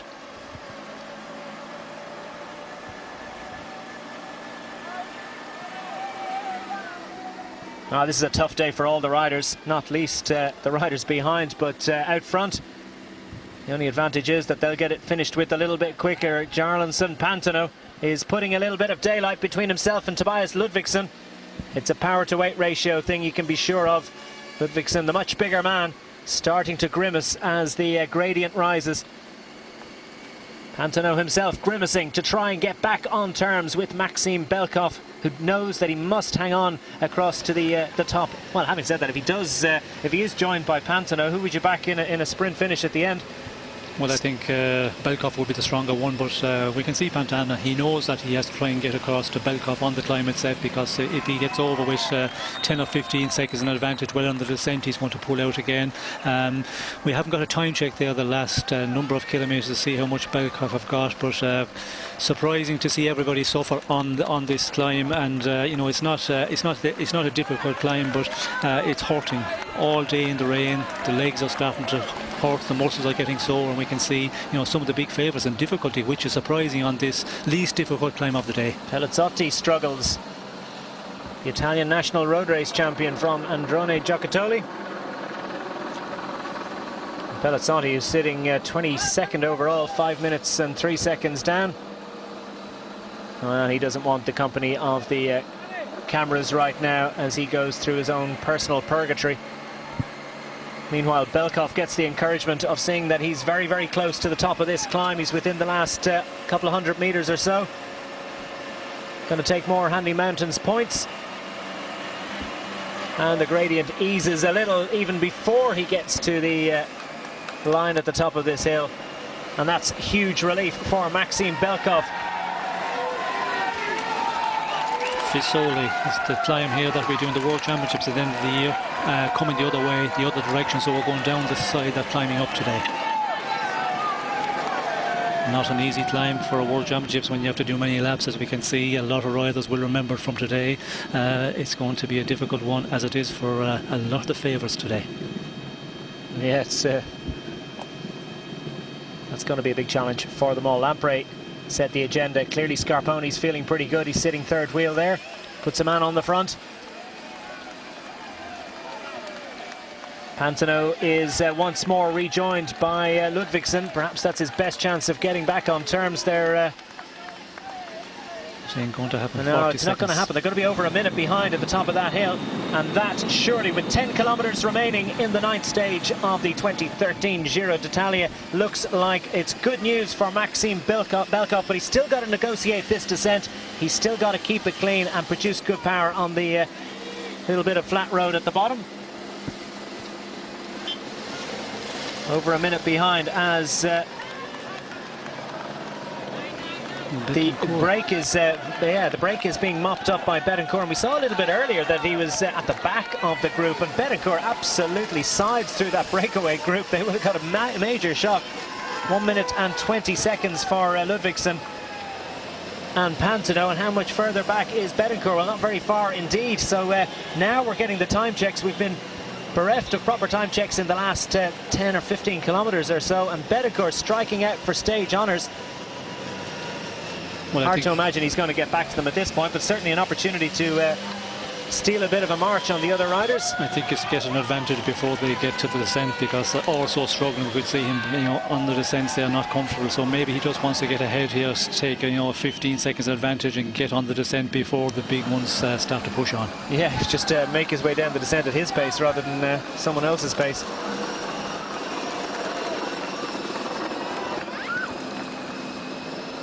Now the riders of the Maglia Rosa group are racing through the village at the top of the Fiesole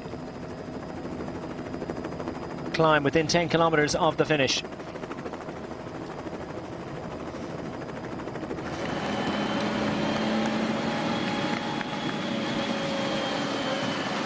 And the finish for Belkov relatively straightforward, but there is a little bit of a ramp within the last 2 kilometers.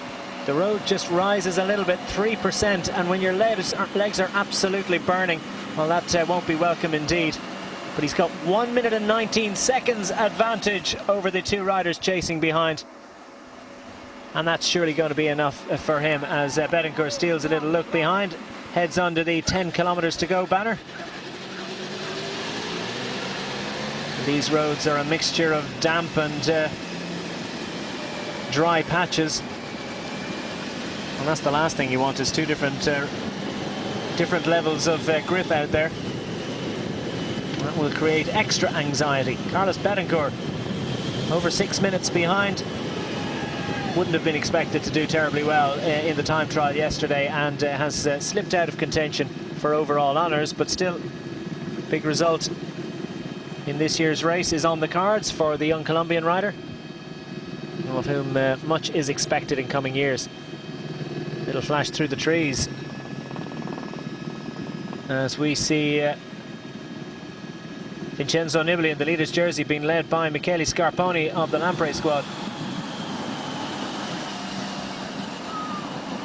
And now Wiggins again is struggling at the back of the peloton. Little cracks developing. This has got to be a concern for him. Not, you know, obviously it's massively concerning because he wants to go quicker down the hill if he can possibly do it. But the worry for him is, of course, when he comes to the end, that little cracks will develop in the group. So he has to try and yo-yo his way back up through them in the last few kilometers. That gel is resolutely staying in place. It's not needed now. There's no point in taking food on for Maxime Belkov. He'll go with the energy he has. Ludvigsen drives on and is able to generate decent power. Betancourt, less so, small, compact style. That can only mean one thing, that he's a climber. Within this last 6 kilometers, still right down the bottom of his block on that big ring. As Nibali, Scarponi and co have a little reset and a little rethink. The Euskaltel team to the fore. Cadel Evans in sight there for BMC in his red jersey. But it's the colours of Katusha in red up front as Belkov negotiates the twists and turns inside the final 6 kilometers. Bradley Wiggins out of every turn, having to get out of the saddle and close the gap once more, but looking relatively safe for him at this point. On his wheel, Hatapuma, 47th overall from the Colombian team, and he'll be delighted with the performance of his teammates having infiltrated the break today. So Wiggins lets a little gap go again, but he'll be right back on them very shortly.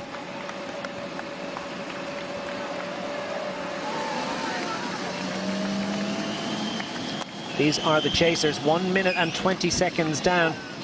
It's Jarlinson Pantano behind in the black colours of the Colombian squad. Just ahead of him, Tobias Ludvigsen of Argus Shimano. This is the man who's 4th place on general classification, Bradley Wiggins. 1 minute and 16 seconds in arrears as Belkov gets the encouragement. Inside the final 5 kilometers, needs to balance caution with motivation through those corners, Sean. He needs to continue to press on, but he has enough of an advantage that he can knock it off a little bit, not take too many serious risks. Yes, well, the advantage, 120 we can see to our 2 chasers, which we have on our screen at the moment, Pantano and Ludvigsen. the final run-up, that is going to be a difficult one for him, but if he holds on to that 120 and he has anything left in the tank, he should be able to go all the way to the finish. As we can see in the bunch, there's a little bit of looking around. We can see the Cadel riders. It looks like Sammy Sanchez was just looking with a teammate there, trying to get a chase organised, because he's probably thinking maybe we could close this one down, but the bunch 2 minutes at the moment is not going to happen, and Golas or Belkov is in the driving seat at the moment, if he can really just pull it together on this final kilometre to the finish.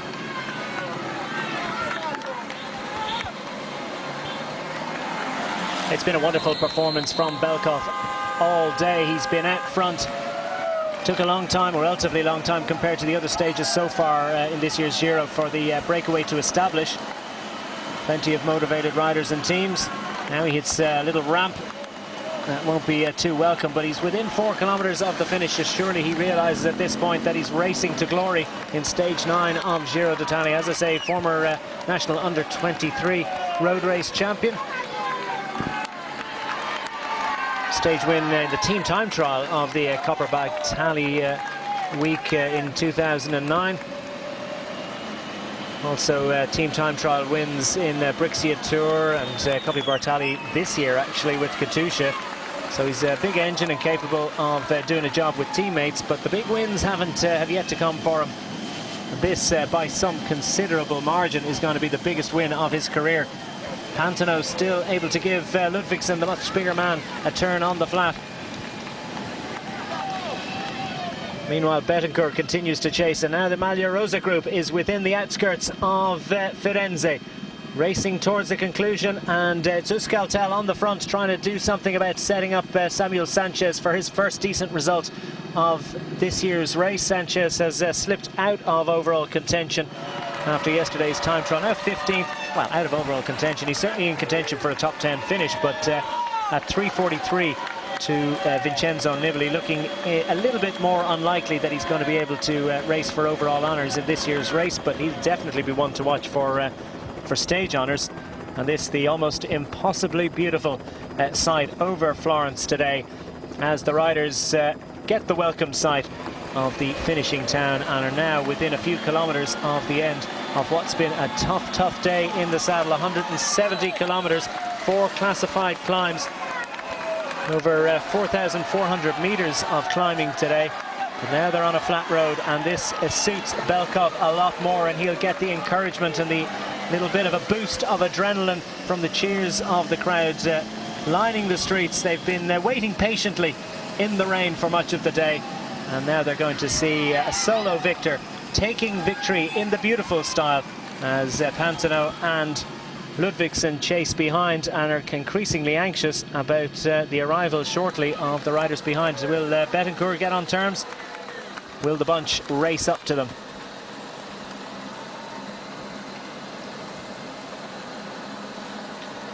Pirazzi has been out front all day as well. It's been a good day for him, though. He's taken lots of mountains classification points, and he's going to move into the lead of the mountains classification after today.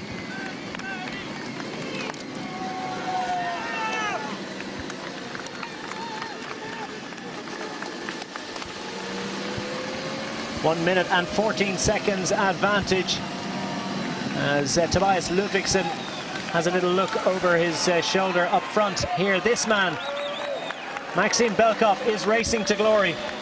And what a moment this will be for the 28-year-old rider. Been a pro for a few years now.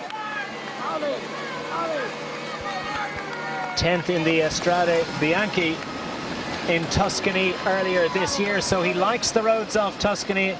Doesn't mind when they're a little bit bumpy, doesn't seem to mind too much if they're wet too, but still powering along. And the two riders behind, who of course have the considerable motivation of trying to stay in front of the bunch that are chasing them down, are incapable of making any inroads whatsoever into the advantage that Belkov has out front. It's been a great ride by Belkov to this point, Sean. Great ride all day, and he's racing to victory. Yes, he's should hold on now, because he's inside that final 1.5 kilometres and 1:14 an advantage. I don't think there's any chance of him closing down, because the two chasers are also looking very tired, and the main bunch of big favourites 1:56, so he's safe in that respect. But as we can see, Hagedal 2:4.40 down, so he's lost contact totally, and he was really in difficulty on that final climb. You know, he was at the end of his energies. As we can see, Belkov here, you know, just going into the final kilometre. What a victory today! And it looked like that, you know, when we were earlier on the day with Parazzi, when they was attacking on the climb, Belkov was the weakest one. But it doesn't always mean that, you know, the weaker or the better climbers win the stage. He calculated very well, went out on his own, because he could see for the mountain classification there was a big battle going on, and just got to work on it on his own, and pulled out, you know, a real big advantage. And here he's, you know, going to go for the stage victory. The pain is almost at an end for Maxim Belkov. He's within the last 700 metres, been out front for so much of the afternoon, upwards of 140 kilometres out front in the breakaway, and much of that solo, as he is now racing towards glory. And these two riders are desperately frantically trying to stay in front of the bunch chasing behind. Carlos Betancourt himself too, holding just 21 seconds odd advantage over the Maglia Rosa grouping, led by the Euskaltel squad. And meanwhile, what about Ryder Hagedal? How can that have happened? Could it be perhaps a bout of hunger knock, but a real surprise as Belkov gets out of the saddle and isn't going to give up until he's made it all the way to the line, inside the final 350 metres. The 28-year-old from Russia, riding with the Russian team, Katusha. Absolutely superb performance.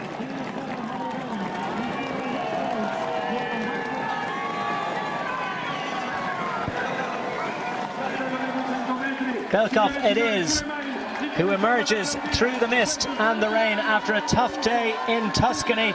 Belkov looks behind, but you're absolutely safe out front, Maxime. Superb performance. What a win. The best of his career. He breathes a sigh of relief and is able to zip up the jersey in plenty of time, because the victor of the 9th stage of the Giro d'Italia is Maxime Belkov of the Katusha team. Relief and ecstasy in equal measure. The agony is over, and it was well worth it. And now he's able to punch the air as Jarlinson Pantano tries to steal a march on Tobias Ludvigsson, and they're both about to be caught by Carlos Betancourt. So Ludvigsson is bettered by the climber Jarlinson in the sprint, but will Betancourt be able to get on terms and grab second as they race towards the line? It looks as if Pantano, will he have enough in hand? It's a great sprint finish between two climbers, and Betancourt is going to pinch it. Pantano out front all day, Betancourt the late attack, fresher legs, and that makes the difference. And the race between the two Colombians for second position in the stage 9 goes to Carlos Betancourt. Jarlinson Pantano takes a nonetheless excellent third position, and that's his best result at this level of professional racing. Tobias Ludvigsson will have to be satisfied with fourth. The most satisfied man of all, though, is going to be Maxime Belkov. And now the bunch comes across the line, and looked like Cadel Evans led them across. And I don't get a sight of we can get a sight of Bradley Wiggins in here. We see one of the Sky Riders coming through, and riders in dribs and drabs all over the road. Here's Ryder Hagedal. Paolini's in there, so too Ventoso, and I think it could well be Thomas Decker of the Garmin Sharp squad.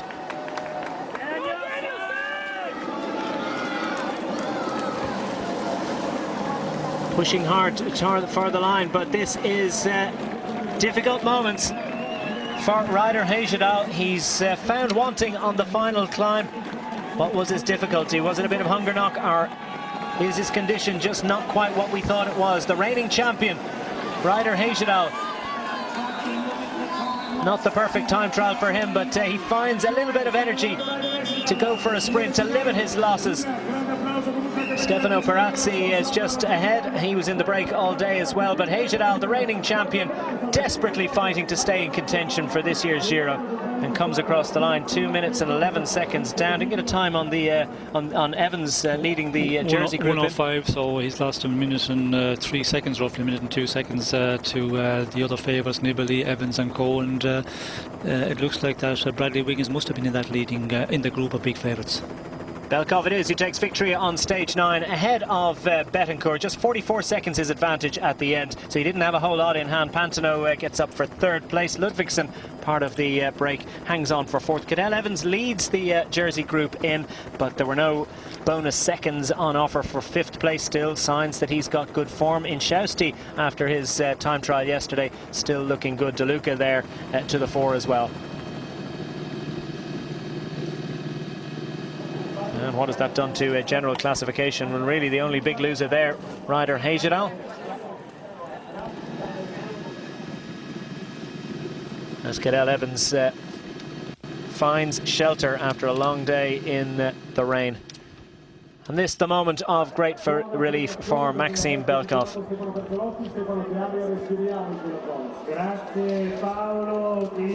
And that was a powerful display all day by Maxime Belkov, that he was able to, well, it was, I suppose it was founded on that wonderful descent from the Vallombrosa, the 2nd climb of the day, where he just raced, haired up to Pirazzi. Pirazzi and Chalapud. And look at that, that's what it really means. He was just relieved as he went across the line. Now he's able to be ecstatic about it. And does Betancourt believe he's won the stage? It's a great result, no doubt about it, but I think actually he thought he'd won the stage. Well, of course, Betancourt coming out of the main bunch, he did not know how many riders out in front, and certainly he did think he has won the stage there, the way he went for it, and unfortunately not a stage victory for him. But what a Giro for Katusha, you know, with Paulini winning a stage, having the pink jersey for a number of days, and now they win their 2nd stage today. Yeah, 5 days in 5 days with the Maglia Rosa, the pink jersey, and 2 stage wins. And with no Joaquim Rodriguez, they didn't have, well, not much was expected of Katusha coming into this race, so it's been a fantastic Giro for them so far. Belkov takes victory.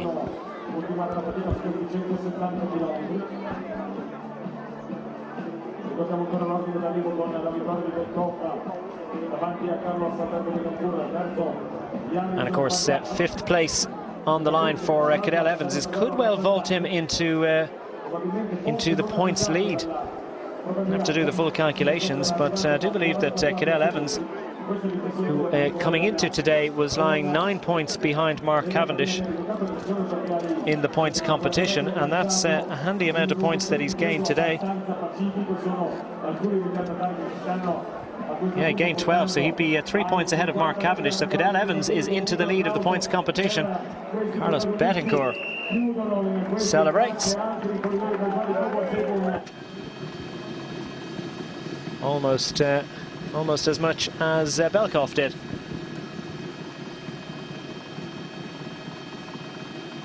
And we got a tweet several days ago suggesting that Cadel Evans might chase the points jersey. Well, he's showing plenty of motivation for the sprints at the end of stage. He's got a good sprint from a small group.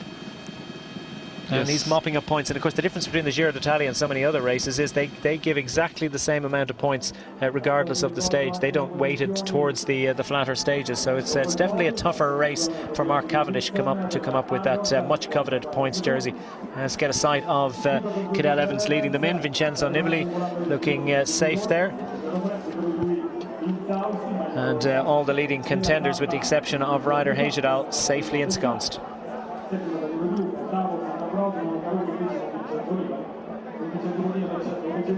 These the sights of rider Hejidal pushing his way to the line to limit his losses, but over a minute lost on overall. And remember that Hejidal went into today's stage 2 minutes and 5 seconds behind. There's confirmation of the overall standings. Nibali continues to lead by 29 seconds from Cadel Evans. Hessink there. Wiggins safely in the group. Scarponi too. And of course, Hainau, Sant'Ambrogio, Nimic, Uran, Kangert in 10th position overall. And Kangert has moved up. So that's... yes, of course, Hejidal has dropped from 6th position. Now over 3 minutes behind. That's moved Kangert up with his very, very strong ride indeed. Cadel has dropped from 6 to 11 now, 3 minutes and 11 seconds in arrears, and that's going to be a big ask for him to try and close that gap down on Vincenzo Nibali in the sort of form that Nibali is demonstrating at the moment.